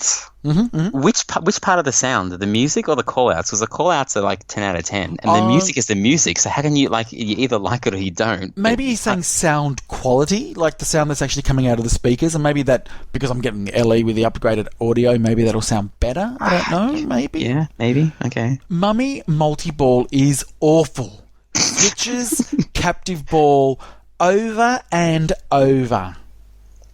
The Pro model, which I played extensively, feels flimsier than Stern's previous pins, definitely lighter than Stern's recent pins. Overall, feels like Stern took a great design and slapped a quick theme and software onto it. Probably did. Yeah. Seems like they're using cheaper production methods which make their pins feel cheap compared to what they were producing just a few years ago. The entire machine is very light. If you have the game on a hard floor, it's going to be sliding all over the place. I moved the machine over 6 inches with a slap save at one point. So you've got to understand, size 6 inches. 6 inches. he got like with a slap save. Yeah, Just he got a a slap 6 of inch the sub. machine. He chucked it on the floor, and he's like, "Yep, It's 6 made inches." of paper. See, now this is the funny thing. Transport that exact review onto like Medieval Madness, right? Like, could you say that Medieval Madness has bad animations? Sure, it has dots. All dots at its root level suck. Sound isn't great. Yes, they had an inferior sound system back then. Mummy Multi-Ball is awful. Switches and Captive Ball over and over. That's the same as like Riot, the mode on Walking Dead. I'm sure there's like all the multi-balls in Medieval Madness are pretty much the same. You know, hit the shot, hit the super jackpot. And you know, do you think anyone's like, oh, you know, Medieval Madness feels flimsier than you know, Creature from the Black Lagoon? That was really heavy. Like, no one cares about that. So I'm saying people are going to pick dumb shit to slide Iron Maiden down. And it's not. I don't think it's valid, because people, that same guy, I bet you if you look him up, will say, I love Walking Dead. And I love the Riot mode. It's my favorite, which is the exact same rules as Mummy Multi-Ball, which he says is awful. Yeah. Well, I did look him up. He also rated. I was stalking this guy. He also rated TNA as 6.76. He's a hater. What's his highest rating? Medieval Madness. Oh. That's hilarious. Okay. So, but you know what? And we're not having a go at this guy. It's actually more so that you just can't please everyone. And even that sounds like a bit of a cop-out. But what I'm really trying to say is that the sound quality is not going to appeal to that person. And somebody else might listen to it and go, yeah, the sound quality is really good. Somebody might actually play Mummy Multi-Ball and go, oh, fuck, I love that Multi-Ball because it's really simple. You know, just different things. So it's not actually a go at this guy at all. It's just people have the ability to exercise different tastes. And a 7 out of 10 is still really good for somebody that's a bit sort of iffy about it. So that's not bad. Yeah. It's, as I said, I like looking at the Pinside Top 100, and overall I think it's accurate-ish, but I don't. Sometimes I feel like I like to rate my games or games that I've owned, but then I think no, because it's just putting a number, associating a number with a pinball machine. It's for me, it's either thumbs up or thumbs down, and there's really nothing in between. Giving a game like a 9.3 out of 10, like what does that mean? What is it? How does a 9.3 differ from a 9?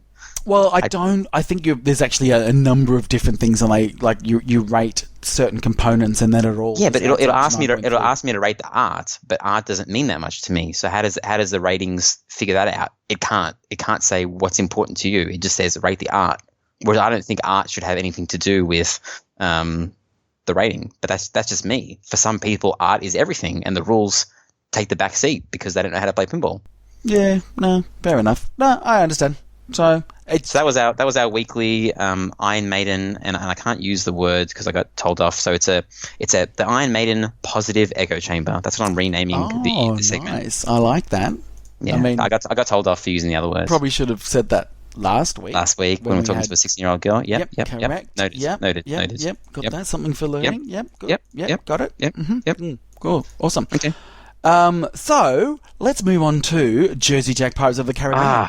My favourite topic. They haven't done anything wrong recently. No, I've been waiting all week to talk about this. I love this topic. This is like the nicest topic to talk about. I really want to talk about this spinning disc every week for the next month. And today you get to talk about it twice today, so even better. It's so interesting. So we saw the stream on Wednesday or whenever it was. Wednesday for us, Tuesday for everyone else, possibly. And the spinning disc is obviously smaller because it only takes up the 2 inner circles that were there before, I believe. What else we got, Marty? Well, all I'm saying is they just couldn't get it to work. They said the disc was slipping, gears were grinding, optos weren't reading. So it was just, I don't know. I said last week, it was not a decision that they took lightly. They pretty much promoted this machine on the back of those spinning discs, so I don't think they wanted to get rid of it, and they just had to. And it would be very disappointing for them. Yeah, and Eric did mention in the stream that the design was final, but we are hearing some rumors that some stuff is getting redesigned, but maybe it's, I don't know. I don't know if I believe the rumor that Pat Lawler is possibly helping out with something. I feel like an idiot for kind of mentioning that, because it just kind of seems like... just say it, because if it's true, then we can go, yep, head-to-head exclusive. That's right. Oktoberfest, we got there. But I mean, if for Eric to say that it's final, then I guess it's final. So what would Pat Lawler be doing? What else is there to add to the machine, and what room is there to add any other toys to the machine? It doesn't really make sense. Maybe there are other things that aren't quite so reliable, but maybe Pat can come in and fix to make them reliable, because he's also the engineering guy as well. And so also, we've actually just seen that there's an interview, or some questions that were answered on This Week in Pinball. So if you go to thisweekinpinball.com, there is an article where they've asked Eric some questions about the spinning disc. And look, I said before that it would have been a difficult decision, and he said that removing them was a very difficult decision. In fact, the hardest thing he's had to do at Jersey Jack. So... yeah, I could imagine that would be pretty pissy for him. Especially after the way they introduced the machine as the all-conquering, stern-destroying machine. And that would create, after his talk, there was that thread on Pinside. It was a dark day for Stern, but I guess things are kind of flipped at the moment. He did mention that the spinning disc they kind of showed and they used in the stream had the wrong colors, because basically they just kind of slapped a normal kind of spinning disc in there and just put Mylar over the artwork or the rubber. So it wasn't the right colors, and that will change because people were kind of saying it looks weird, it looks wrong. So it will fit in more with the artwork, but apparently it's staying. So people were talking about the 7 stages of grief. I think, is that what it's called? The 7 stages.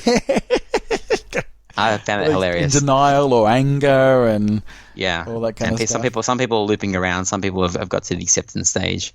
I think it's staying, guys. So if you want to cancel your order, cancel your order. Do it now. If you want to stay, stay. But the other thing is they did confirm, is the disc itself, and they probably did on the stream, spins in different directions and it's variable speeds as well. So it'll still be kind of cool, but I think the thing that you were talking about is that it wasn't necessarily the actual spinning mechanism that was really exciting for you. It was the way it was lining up to issue those random awards, which weren't really probably random at all.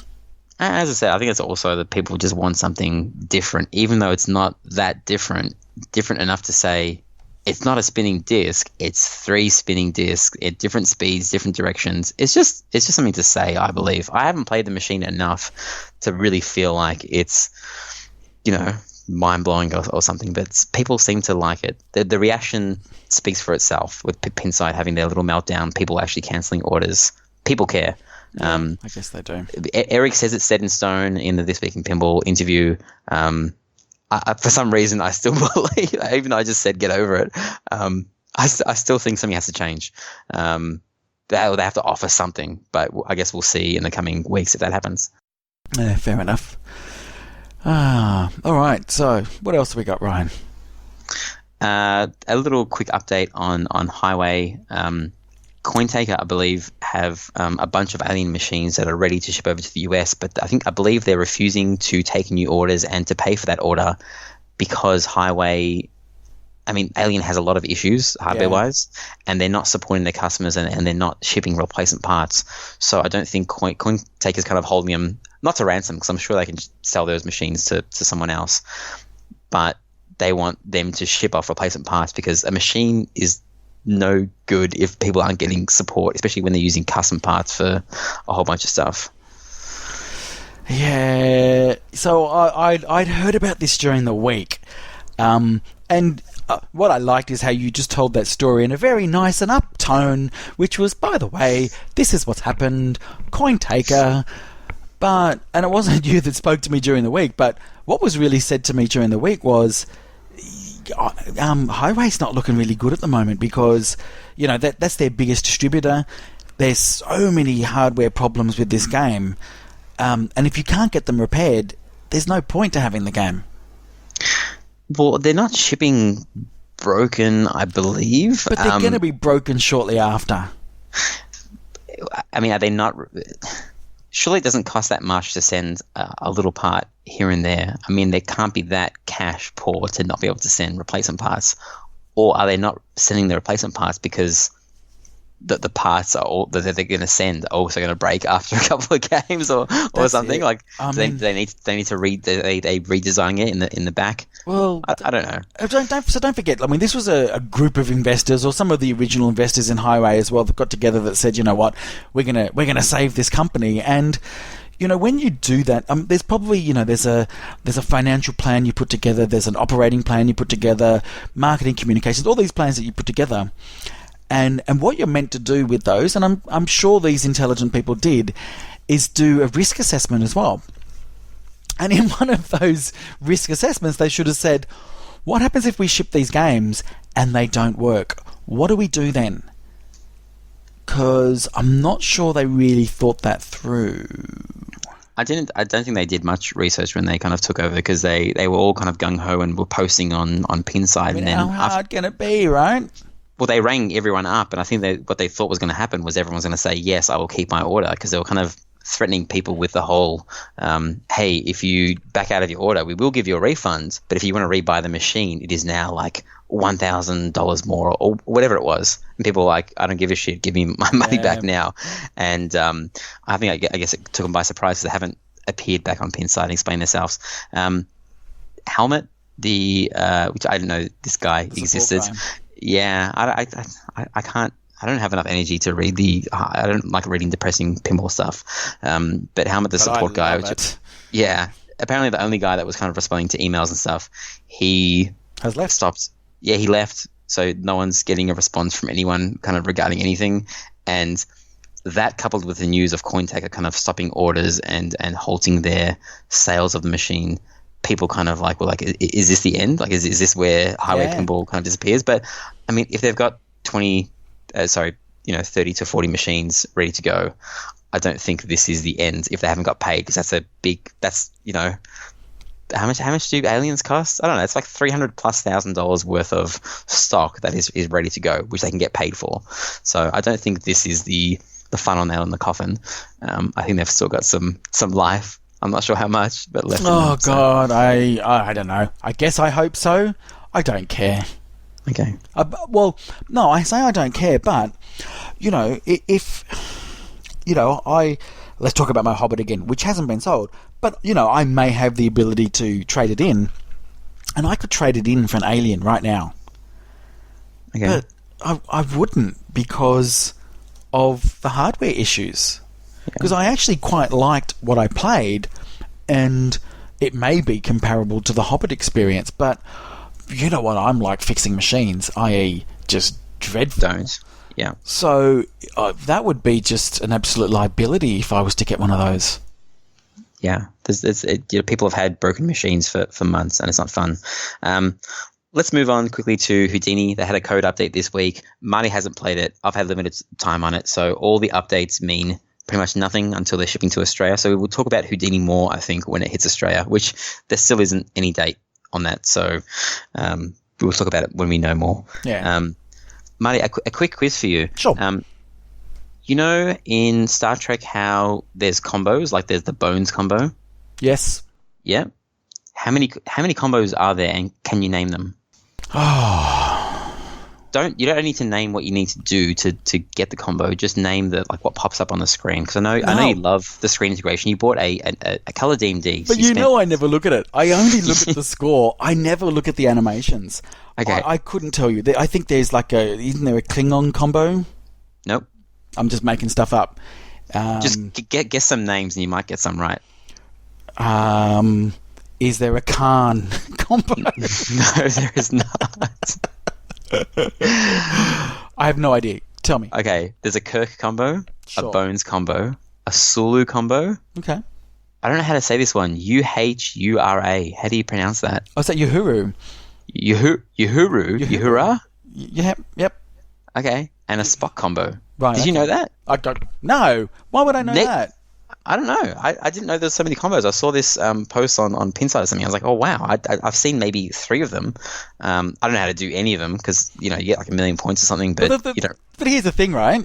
When you're doing combos, right? Yes. Are you looking at the back screen as you're doing combos?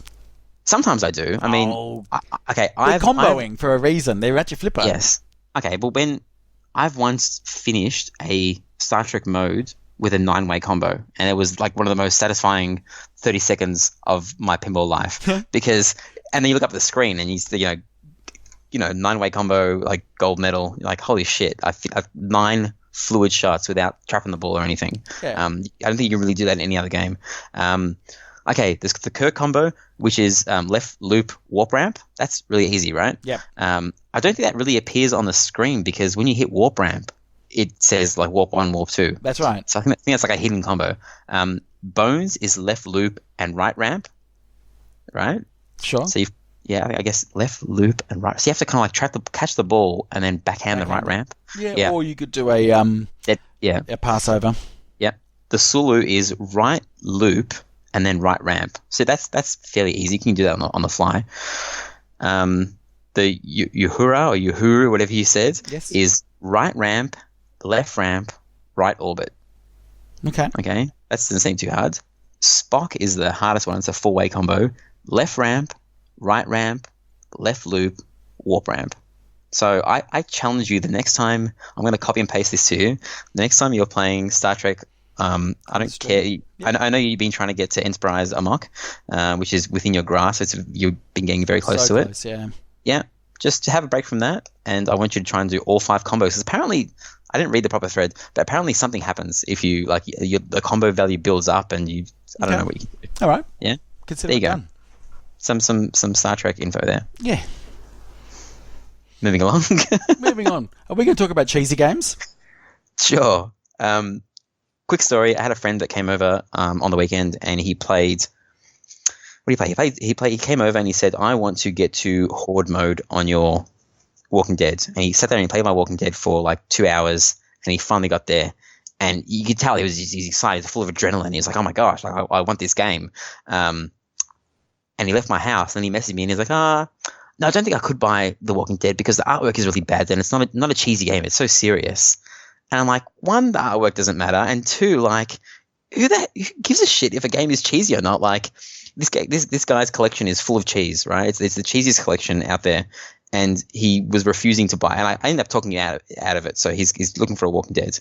So I win on that one. But my question is, Marty, what do you think is the cheesiest game, right? Not the best game that has a little bit of cheese. The cheesiest game that isn't crap, like that you would accept into your collection. Okay, I got 2. Okay, I got 2 for you. The first one's the really obvious one because I've talked about it so many times. You ready? Yeah. Roller games. Yes. Of Super course, cheesy. right? It's like so cheesy. It's cheesy because it hasn't dated well from the 80s, right? Yes. But there is one other, and it's actually a great game. But there is actually one that's even probably more cheesy, but is a great game. And in fact, I was trying to convince somebody to buy this game, but they were like, "Oh, it's just the theme. I couldn't imagine that theme in my house because it's so bad." Okay. That is Baywatch. Baywatch is a great game. Okay. Have you played it? Hey, there's one for sale. Were you trying to convince someone recently? There's one for sale for $4,000, which is a decent price in Australia. I know Americans are going to be rolling their eyes at this price, but it looks like it's in really good condition. No, it's actually surprisingly a really, really good game. You need to buy that house so you can buy that $4,000 Baywatch. I know. I need more room. Hilarious. What about you?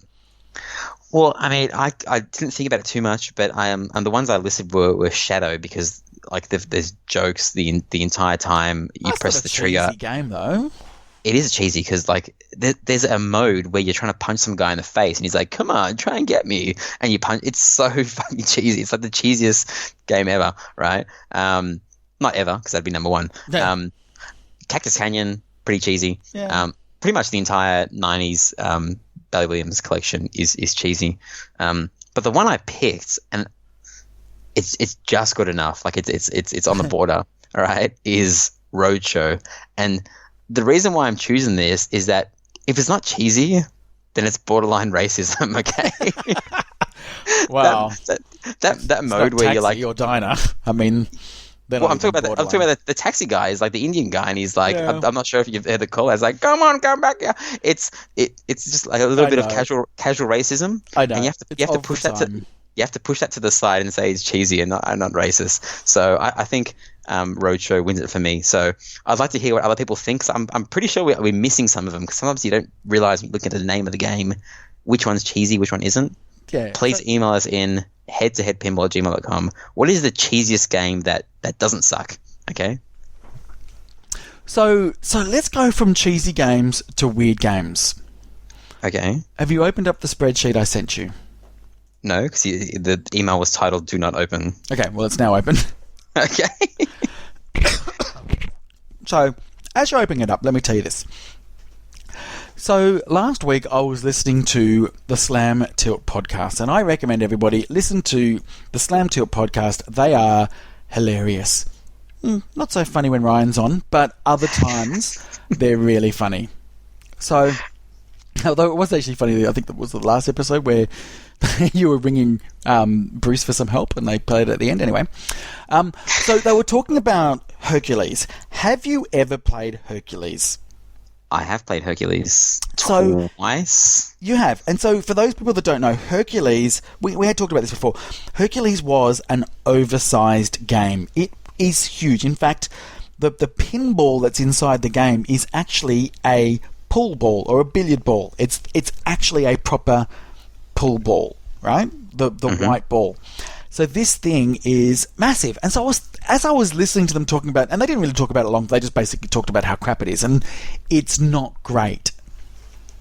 But, and I was in the car and I was thinking this, and I was just driving along and I was thinking, what other sort of novelty games have there been? So I started doing some research, Ryan. Mm-hmm. And I just wanted to go through some games, and I just want to know whether you've either seen or played these, because I've played a lot of these.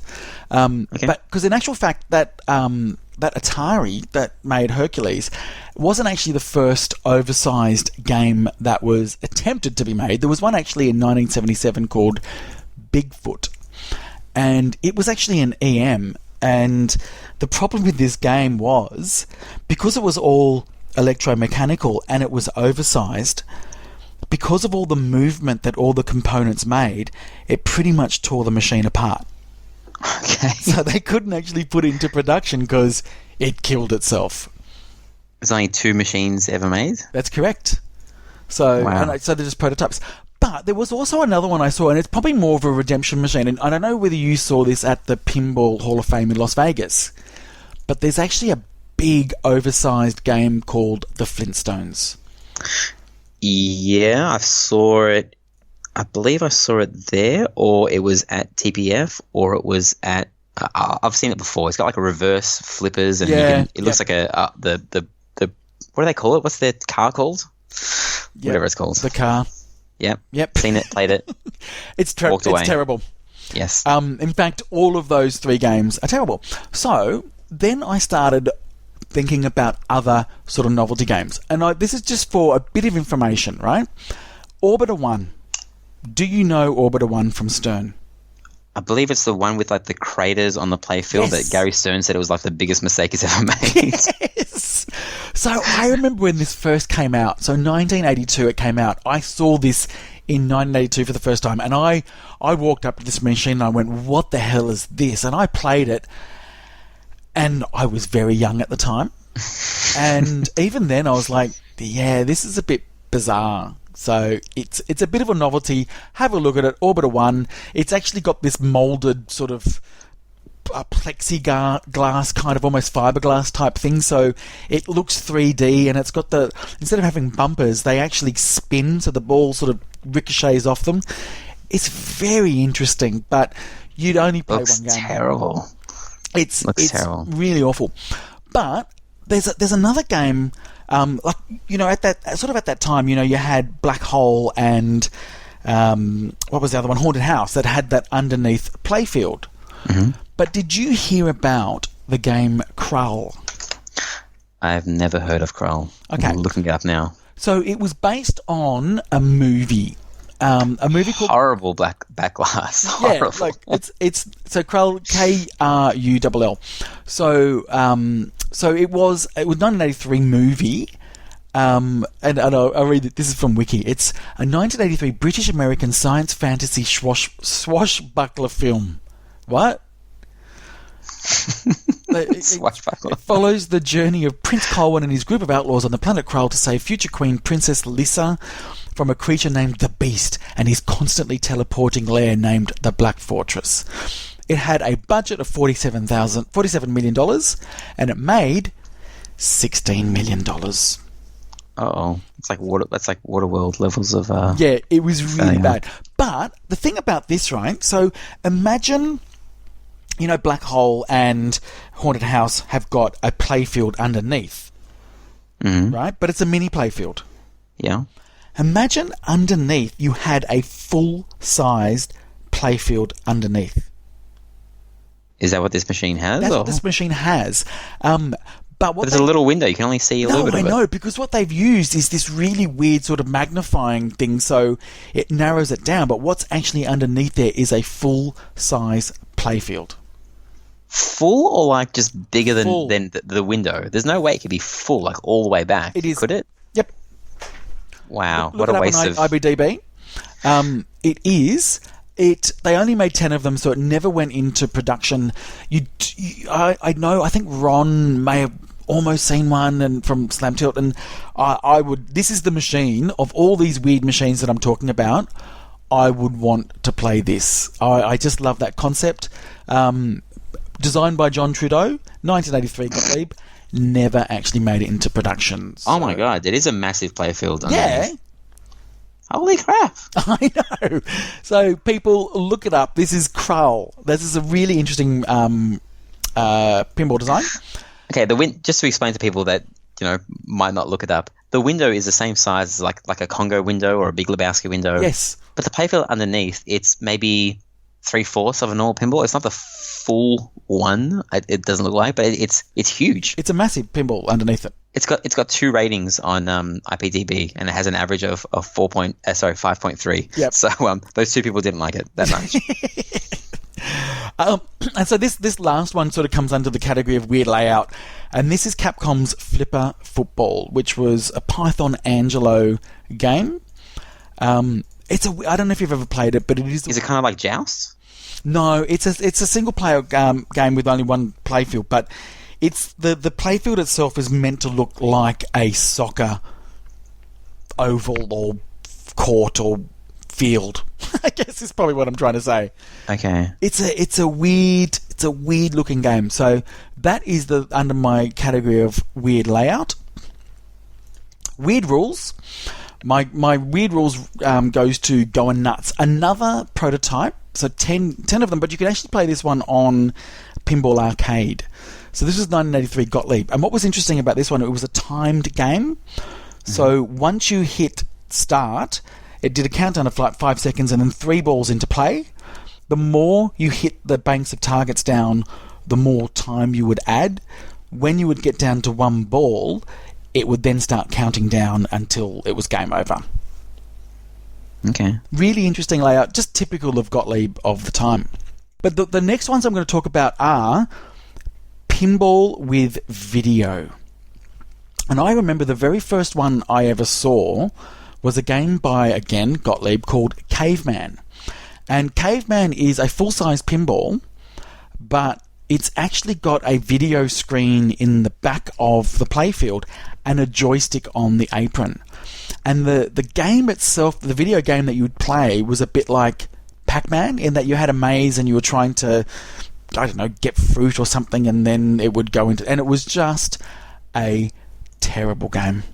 I remember seeing it for the very first time at Manly Fun Pier all those years ago, and I went, oh my god, what is this? Is it video? Is it pinball? I don't know. It's crap. But that also then paved the way for Baby Pac-Man, which you probably played. That is a sort of a mini play field that's got it looks Still like an haven't played arcade cabinet. And it's a mix of playing actual Pac-Man and video games. And then there's Granny and the Gators, which is very similar sort of design, What? except the video itself is What? Granny and Granny the and Gators? the Gators. As Yep, in like grandmas and alligators. for sure. What This the is the F? 80s. So, I'm looking and the this up. game was terrible. You were paddling left and right, and once you got to an exit, then the pinball game would It start. was Belly Midway as well. Yeah, They're the chosen ones. I know. They had some duds.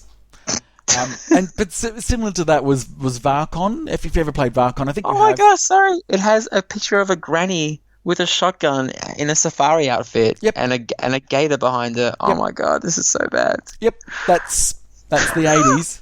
That was my era. So welcome to the 80s. And I Yeah. can tell you now, Granny and the Gators wasn't the worst thing you would have seen in the 80s. That I can tell you Okay.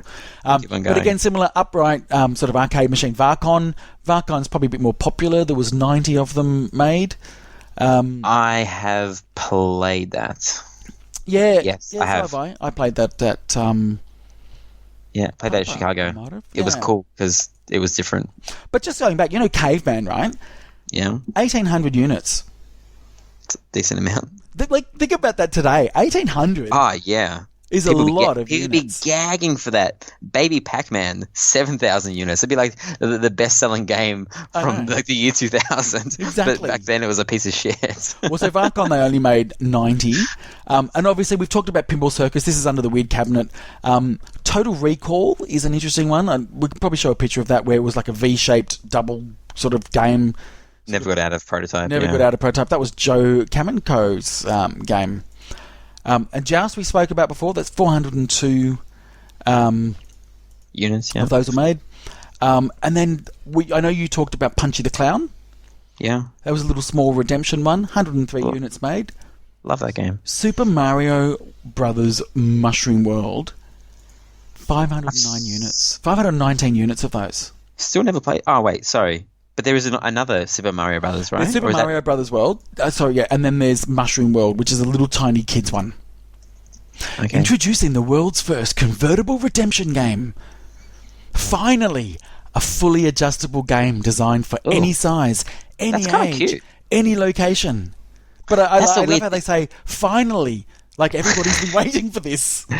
Well, hey, pinball takes up a lot of space. It's so funny. Like when you see a picture of Granny and the Gators, and you cringe. But I'm not even looking at the playfield of this game, which is probably a turd. But since it's Mario, it looks cool. It looks cute. I'm like, oh yeah, my kids would have fun playing that. I have like no idea what it is. No. Have you It just never looks played cute. that one? No, I haven't. Oh, I still it is haven't played the normal Mario one, which Yeah, is well, they're apparently- both terrible. okay. Okay. And there was also the only other this is for people that are sort of in the 80s that don't know of these games. There was also two games that were kind of pinball but not pinball that were released just about the same time. And the first one I'm talking about is a Steve Ritchie game called Hyperball. Do you know what I'm talking about with Hyperball? Oh, I either know Hyperball or Rapid Fire, where you've got a million little pinballs and you Yes. just kind of have like a machine gun and you just Yep. shoot something in the back. Correct. So Never played it. Always broken when I see it. Always broken. I've never played Rapid Fire. I played Hyperball a lot when that came out. But both these machines, so Hyperball by Williams, and then that was in 81, and then 82 Rapid Fire came out. Both of these machines sold 5,000 units. But what I want to do, I just want to... The game wasn't that successful, right? So 5,000 is a lot in today's standards. But the initial sales forecast for Hyperball was 50,000 units. 50,000? 50,000 They thought it was going to be the most successful pinball of all time. ever. How cheap was it? I don't know. It We have just to look wasn't it that up. great. But I remember someone tagging Steve Ritchie on Facebook and saying, "Hey, I just bought the hyper ball," and he's like really excited about it. And Steve Ritchie just like, I can't remember what he wrote back, but it was like he didn't care about it. He was like ashamed about it or something. He was just like, "It's not pinball." It's not I'm pinball. paraphrasing, but it was like he didn't give a shit. it was a fun game, but it wasn't pinball. Can you imagine the dimpling? Can you imagine the pinside outrage after like throwing a couple of hundred balls on the playfield at one time? I know. But here's the interesting thing I found out about Rapid Fire when I was doing this, and I did not know this till today. So after obviously they didn't sell as many of the Rapid Fires as they thought they would, the leftover cabinets were used to produce Mr. and Mrs. Pac-Man, 8-Ball Deluxe Limited Edition, and Centaur 2. Centaur. I'm looking at it now. I'm like, is that why they didn't do it? That's why they've got those weird cabinets, because they had to use these cabinets somehow. I think I've heard that before, but it didn't kind of click until I'm looking at it now. I know. Wow. Until I saw it today, I went, oh yeah, that makes a lot of sense. So that's how you can reuse these things, guys. So anyway, we played Centaur 2 on only last night. Yesterday. That's yes, right. We'll talk about that a little bit later. But, so there you go. There is my cool. little bit of a summary of 21 different really weird games. So thank you, Slam Tilt, for mentioning Hercules, because it had me thinking for days. And I've played Hercules, I've played Orbiter 1, I've played Flipper Football, Black Hole, Haunted House. I haven't played Go Nuts. I played Caveman, Baby Pac-Man, Granny and the Gators. I played Varcon, Pinball Circus, Joust, Hyperball, Super Mario Brothers, Punchy the Clown. So most of those I've actually played.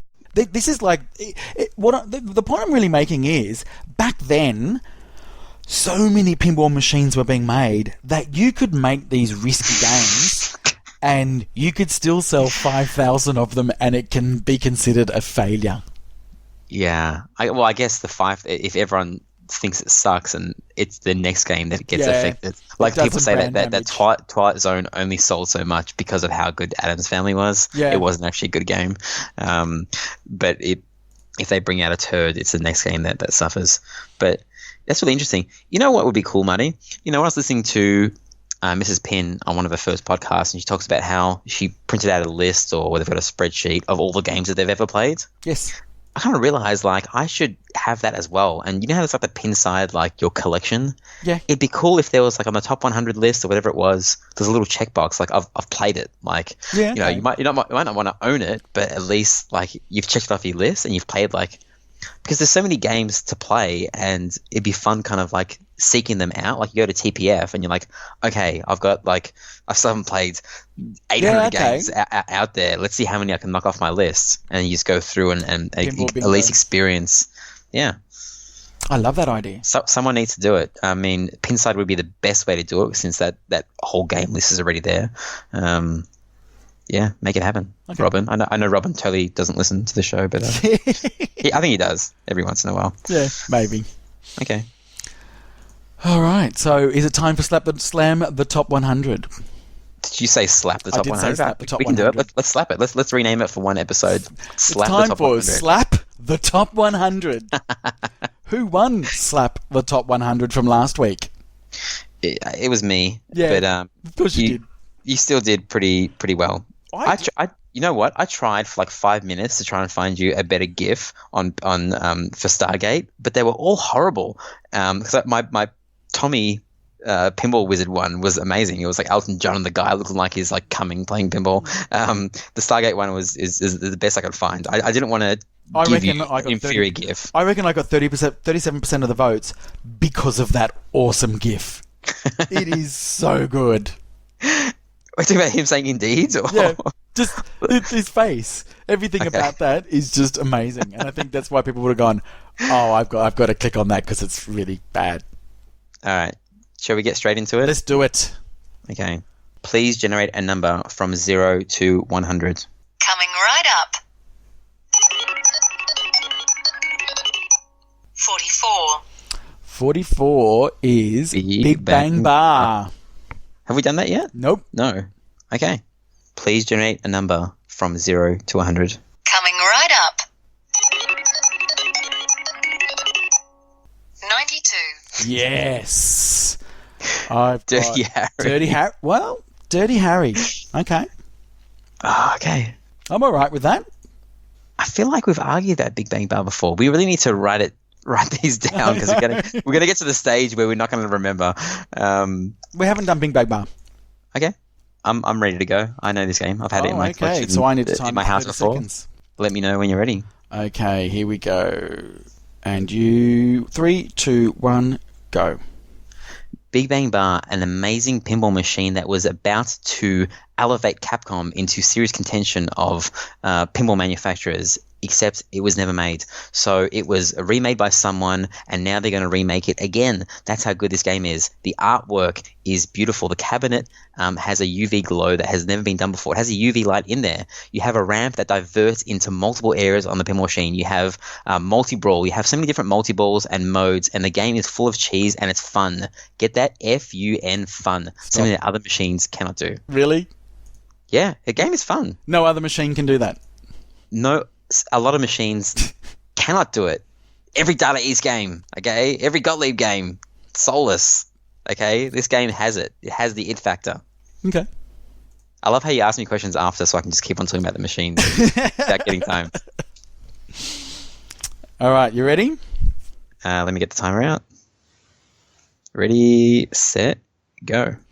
So, Dirty Harry has got to be one of the most underrated games that's ever been made. It's designed by Barry Alsler, and it's a great theme, and it's got call-outs by Clint Eastwood. Really nice, satisfying layout. There's a lot of flow. It's got the great ramp shot up the almost like the old an old version of the warp ramp. It's got a gun. It's got plastic molded buildings. It's got a great rule set as well, and a really fun layout. Great art as well. This is actually a really good game. I would buy this. Fucking lies. I would buy this. You would never buy that game. I'll let you go for an extra 6 seconds to hear that lie, Marty. I knew the lie was coming. Oh, gosh. What year was Dirty Harry? Was 94? 95. Okay. I feel like I should look up the machines that were made in the same time as Dirty Harry just to show how shit it was. But I don't know how to do that. I know I'm not a IPDB expert. Let me know when my time is ready. Go. The thing about Dirty Harry is that it's one of the cheapest Bally Williams games to buy now because it is one of the most average ones. I'll give it to you that it's still a decent game, but the quality of games that Bally Williams was producing at that time, Dirty Harry doesn't hold a candle to it. It's got very average modes. The layout kind of sucks. The gun that moves back and forth is weird. It's an ugly machine. The artwork kind of sucks compared to other games. Compared to Big Bang Bar, Stop. That was 30 seconds. Yep. Oh my gosh, I talked too slow. You did talk slow that time. Wow. Ah. Okay. You can talk about Big Bang Bar, Marty. You're gonna bag it. You're gonna bag the sex sounds. Come on, what are you gonna say about Big Bang Bar? No. All right. I'm gonna first of all apologise to Lucas, who's got this machine. Yes, Big Bang Bar is a beautiful game to look at, but the rules are terrible. They really are not great. Whereas Dirty Harry has amazing rules. It's just, I don't know, it's got great multi-ball. It's got the super jackpot up the ramp from the gun. Oh, man. And I love the return to the right into the safe house or whatever it is on the left-hand side, or HQ. Just a really good, satisfying shot that just the value keeps going Time's up up. and up. I'll let you go for 10 seconds more, 5 seconds more each time. You cut me off right at 30 seconds. You need those extra 5 seconds, Marty. You need them. I mean, at least I didn't read out the flyer and say things like, do you feel lucky? You should, because Dirty Harry just arrived on the scene. He's packing his famous 44 Magnum, a steely take-charge attitude, and a long list of players' most wanted pinball features. Wow. Everyone knows that the big buying market in pinball are middle-aged guys. Big Bang Bar is almost like a sex simulator, right? And yeah, but it's $30,000 versus Dirty Harry, which is $3,000. Yeah, you can't put a price on amazing-looking pinball machines. And people that want to feel... These are collectors that are buying it. When Lucas bought Big Bang Bar, do you think he wants to feel like every peasant and plebeian that has a Dirty Harry? No way. He's got a Big Bang Bar. What sounds cooler, right? You walk up to a pinball meet and like, hey, I'm Lucas. How you going? Oh, what have you got in your collection? I've got a Dirty Harry. That sounds like you got a dirty dick, right? No one wants to see Lucas's dick, okay? Sure, Lucas walks in. He's like, oh, yeah. His Big Bang Bar. Yeah.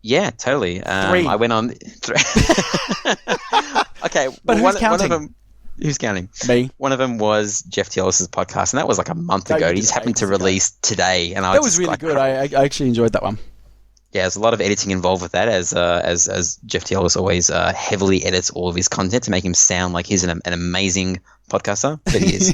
We love you, Jeff. Great. That was fun, and I went on the Eclectic Gamers podcast, and Eclectic Gamers podcast is the most underrated podcast in the pinball world, and I'm not just saying that because I was just on it. I listen to every episode. You look at the numbers of what other podcasts get and what they get, and I don't know why they don't have more people following them, because they're incredibly funny to me. It's a different type of, like, more of a dry intellectual humor. But Dennis is amazing. Tony's amazing. I will link it in the show notes. I want everyone to at least give them a go. I'm not sure if people have tried before, but listen to the podcast. It's very different than us. They're not just kind of like reading the news and doing Slam Top 100, although we kind of did a variation of it. And it's different than every other podcast. And they do talk a little bit about video games at the end of every podcast. If you're not into video games, you don't need to listen to that bit. But please give it a go. Subscribe if you like it. And we might get one of them on the show at a further date in the future. Maybe not. Marty's upset that he didn't go on the show. Sure. Didn't ask me. They can get fucked. Dennis, you've got your next guest if you really want.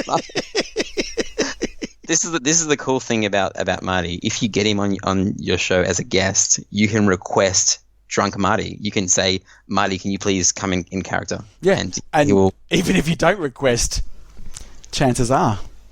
Yeah. So, Well, I had to wake up at 6 a.m. to do it. So if you listen to the first 15 minutes, you can tell I'm pretty groggy. Yeah. So when I first heard, I went, "Oh, I'm not on there." And then when you said 6 o'clock in the morning, I went, "Oh fuck, there was no way I was doing that." Committed to pinball. What else did I do? I called Bruce again for some help. That was pretty funny because he happened to be recording a podcast at the time and just added it. He didn't tell me, and he just added it on the podcast. Very funny. I played Batman today. Yes. Now you told me you were playing Batman today. How'd you go? Okay. Just I have to put the little asterisk there, right? The first thing I want to get the negative stuff out of the way. There are so many ball hang-ups in Batman. Really? It is still like unbelievable, like fucking unbelievable to me that obviously it's not code, it's hardware. And I want to put it out there to you guys because the guy that I was playing the machine, he's an amazing guy, an awesome dude, he's a friend. He's not a tinkerer. He's not going to sit there and check on forums and tinker with the machine. So the machine kind of out of the box is still the way it is now. There's like little mods on it and stuff like that. But can you play a Batman and can you own a Batman 66 and have the ball never get stuck and go into ball search mode on the turntable? Because the ball got stuck in two different places. One on the right side of the turntable. It got kind of wedged between the ramp and the turntable. And the other spot is where it's been hung up on like all 5 or 6 Batmans that I've played, which is on the mini turn, the bat U-turn spinner part of the turntable. Yeah. It gets stuck on there. I'm not sure if it's a leveling issue or something. Is it possible, or it gets stuck not behind the level, but gets behind there's 2 posts that spin around? Is it possible to have like a Batman that doesn't have the ball hang up? Because that's like, if you're talking about World on the Glass and all that bullshit and getting sucked into the game and look at all the animations and the sounds and you can do so many episodes in this. As soon as the ball gets stuck, you're taken out of that. What happens? You're kind of like, I'm playing pinball, and you have to slap the side, you have to wait. That happened like in the 3 or 4 games that I played. It happened at least like 2 or 3 times every single game. Really? So the last time I played Batman, I think it was probably, I think I mentioned on the podcast, it was probably about 2-3 months ago, and I played this game solidly for an hour in an arcade and didn't get a single hang up the whole time. As I said, maybe it's a setup, but every game that I played on location in the US, I played it a lot. Every time there was a Batman, I just played Batman full stop. Had that issue. So. Is it the angle? Is it the leveling? So is it the main Maybe one? It's wearing? Yeah. Well, he's put a lot of games on it. So what is he doing wrong? Let me know via email if you can, or you can private message me if you have me on Facebook, and I will pass it on because it's a buzzkill. Besides that, the the game is so different. He showed me this cool thing. You know how you can play continued versions of, like, you know, do you want to continue or do you want to cash out? You know, when you get the super jackpot. Yeah. Did you know that before you plunge the ball, you can hold down, I think it's either the right flipper or the left flipper, and you can choose which episode you want to start with for every single major villain. So you kind of like, you flip through and then you press and then you do it again. So you kind of spend like 20 seconds before you plunge the ball, if you want to, choosing which path you're going to take, which I thought was pretty cool because you don't need to use the actually, do you need to use the button? I can't remember. I just thought it was a cool thing, a cool integration into the thing that you can muck around with. I still don't feel like it's a great shooting game, but I'm intrigued. It still feels, it's because of that big turntable in the middle. It turns it into a bit of a clunky feeling game. It's not okay. Put that on side by side with a boring layout like Star Trek. I'm saying boring because it's not. There's nothing crazy about Stern Star Trek, and on a shooting level, which one would you rather shoot and flip the ball around with no code? It's Star Trek. 10 days. Yeah, for sure. 10. The rules, obviously, there's a lot of nuances. You can press a button to change between minor villains and major villains, what's on the TV screen and episodes. There's a lot going on there. The funny thing is, it's really complex and it takes a lot to explain. But it's been so long since it came out. People have kind of accepting it. Like, oh, it's really good now. It's really good now. If they revealed this in its current state and it's still not at 1.0, it's kind of like what people are doing now with Pirates of the Caribbean. Like, yeah, it's too complicated. So I wonder if that is probably the delays. It's not about necessarily the code and the rules. It's more about making sure that the actually engineering and all the toys and it actually work. Well, they still don't. What do you mean? What toys? Yeah, the hardware. The rotisserie, the microwave. Yeah. Anyway, I think I will get one day. Whether it be a swap or a temp swap or buying it or what's going on, but it's too pretty not to have it in my collection at one point. It is the prettiest machine I've ever seen. Okay, yeah, I do like it. I like pink. I don't know why. I like pink in pinball. It looks good. And the artist as well. She's pretty good. Yeah, she's a great guy. That's all for me. That's enough talking for me today. So I've only got a couple of things to talk about. I streamed Wizard of Oz during the week, and oh my god, I was so close to getting Somewhere Over the Rainbow Wizard mode. All I had to do was get one more Fireball jackpot, and I had the Mega Jackpot lit on Rescue Multiball. All I had to do was start Rescue Multiball and get that, and I would have had it. So I've never had Somewhere Over the Rainbow Wizard mode at all. It's hard to get for those people that don't know the rules. So have you ever was this on the stream? Yes. Okay. Have you ever completed everything, but not in the same game? But have you ever got the Mega Jackpot on Rescue Multiball? Yes. Okay.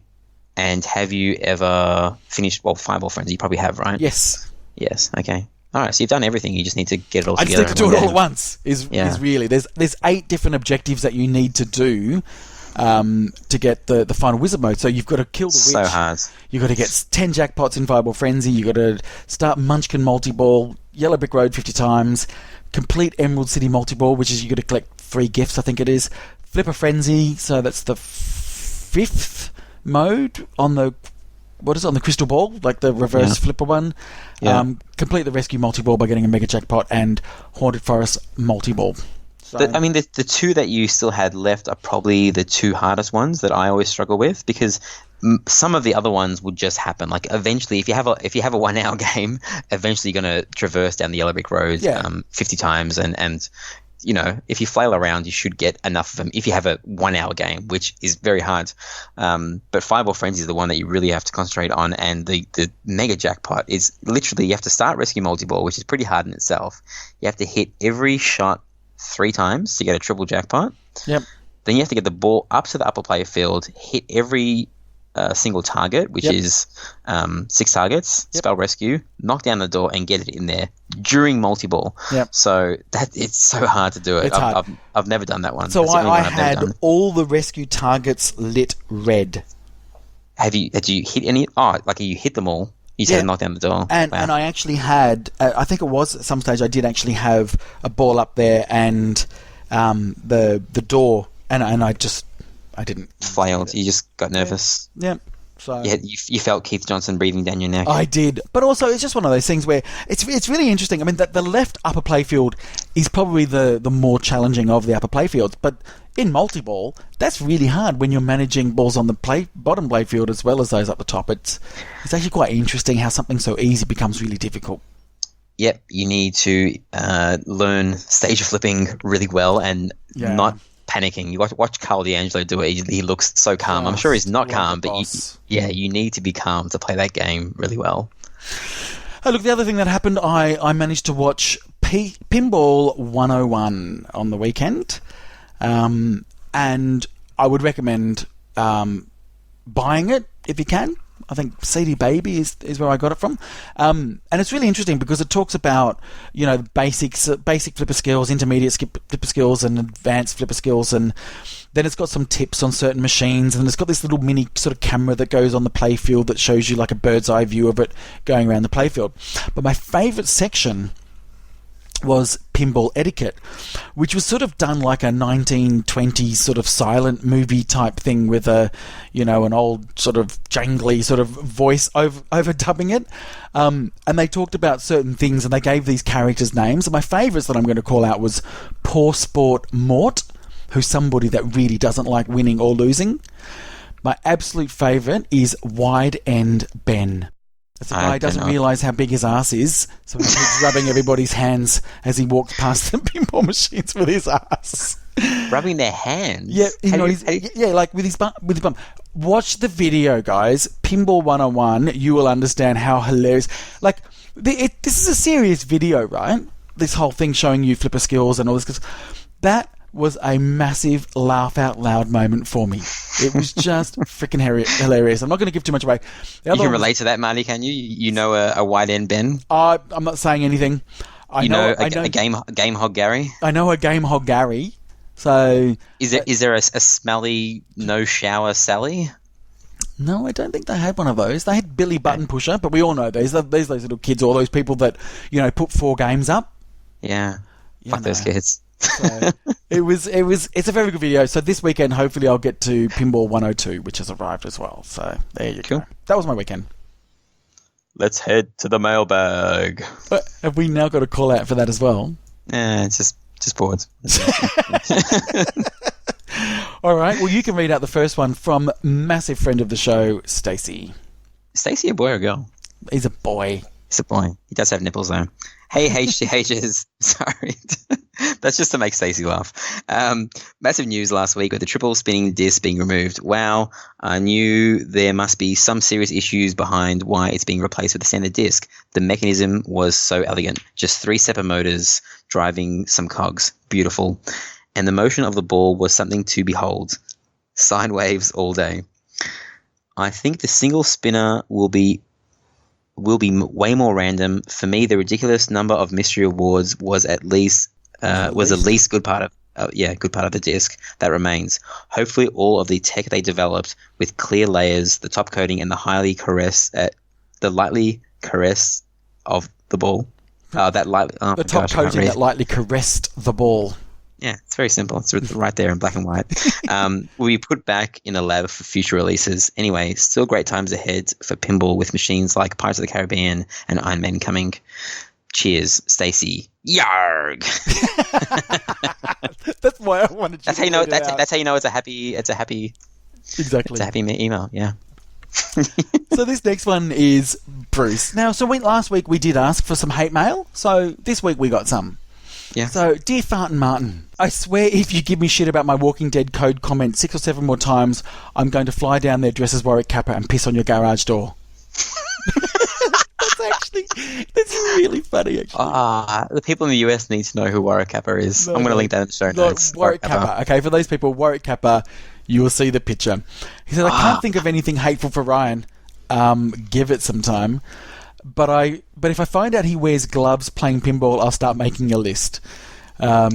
Regards, Bruce. P.S. Love the show, guys. I still don't know why I commented on something I know nothing about. My parents said I fell out a 2-story window when I was little. Okay, this is Bruce, not Bruce Nightingale. This is another Bruce, by the way.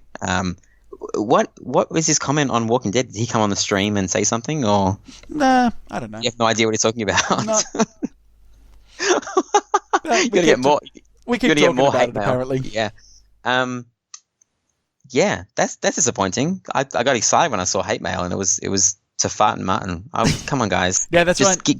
Give me one bit of hate mail. Here's what it is, guys. Hate mail to me is actually hate mail to Ryan, because the lack of hate mail is the thing that shits him the most.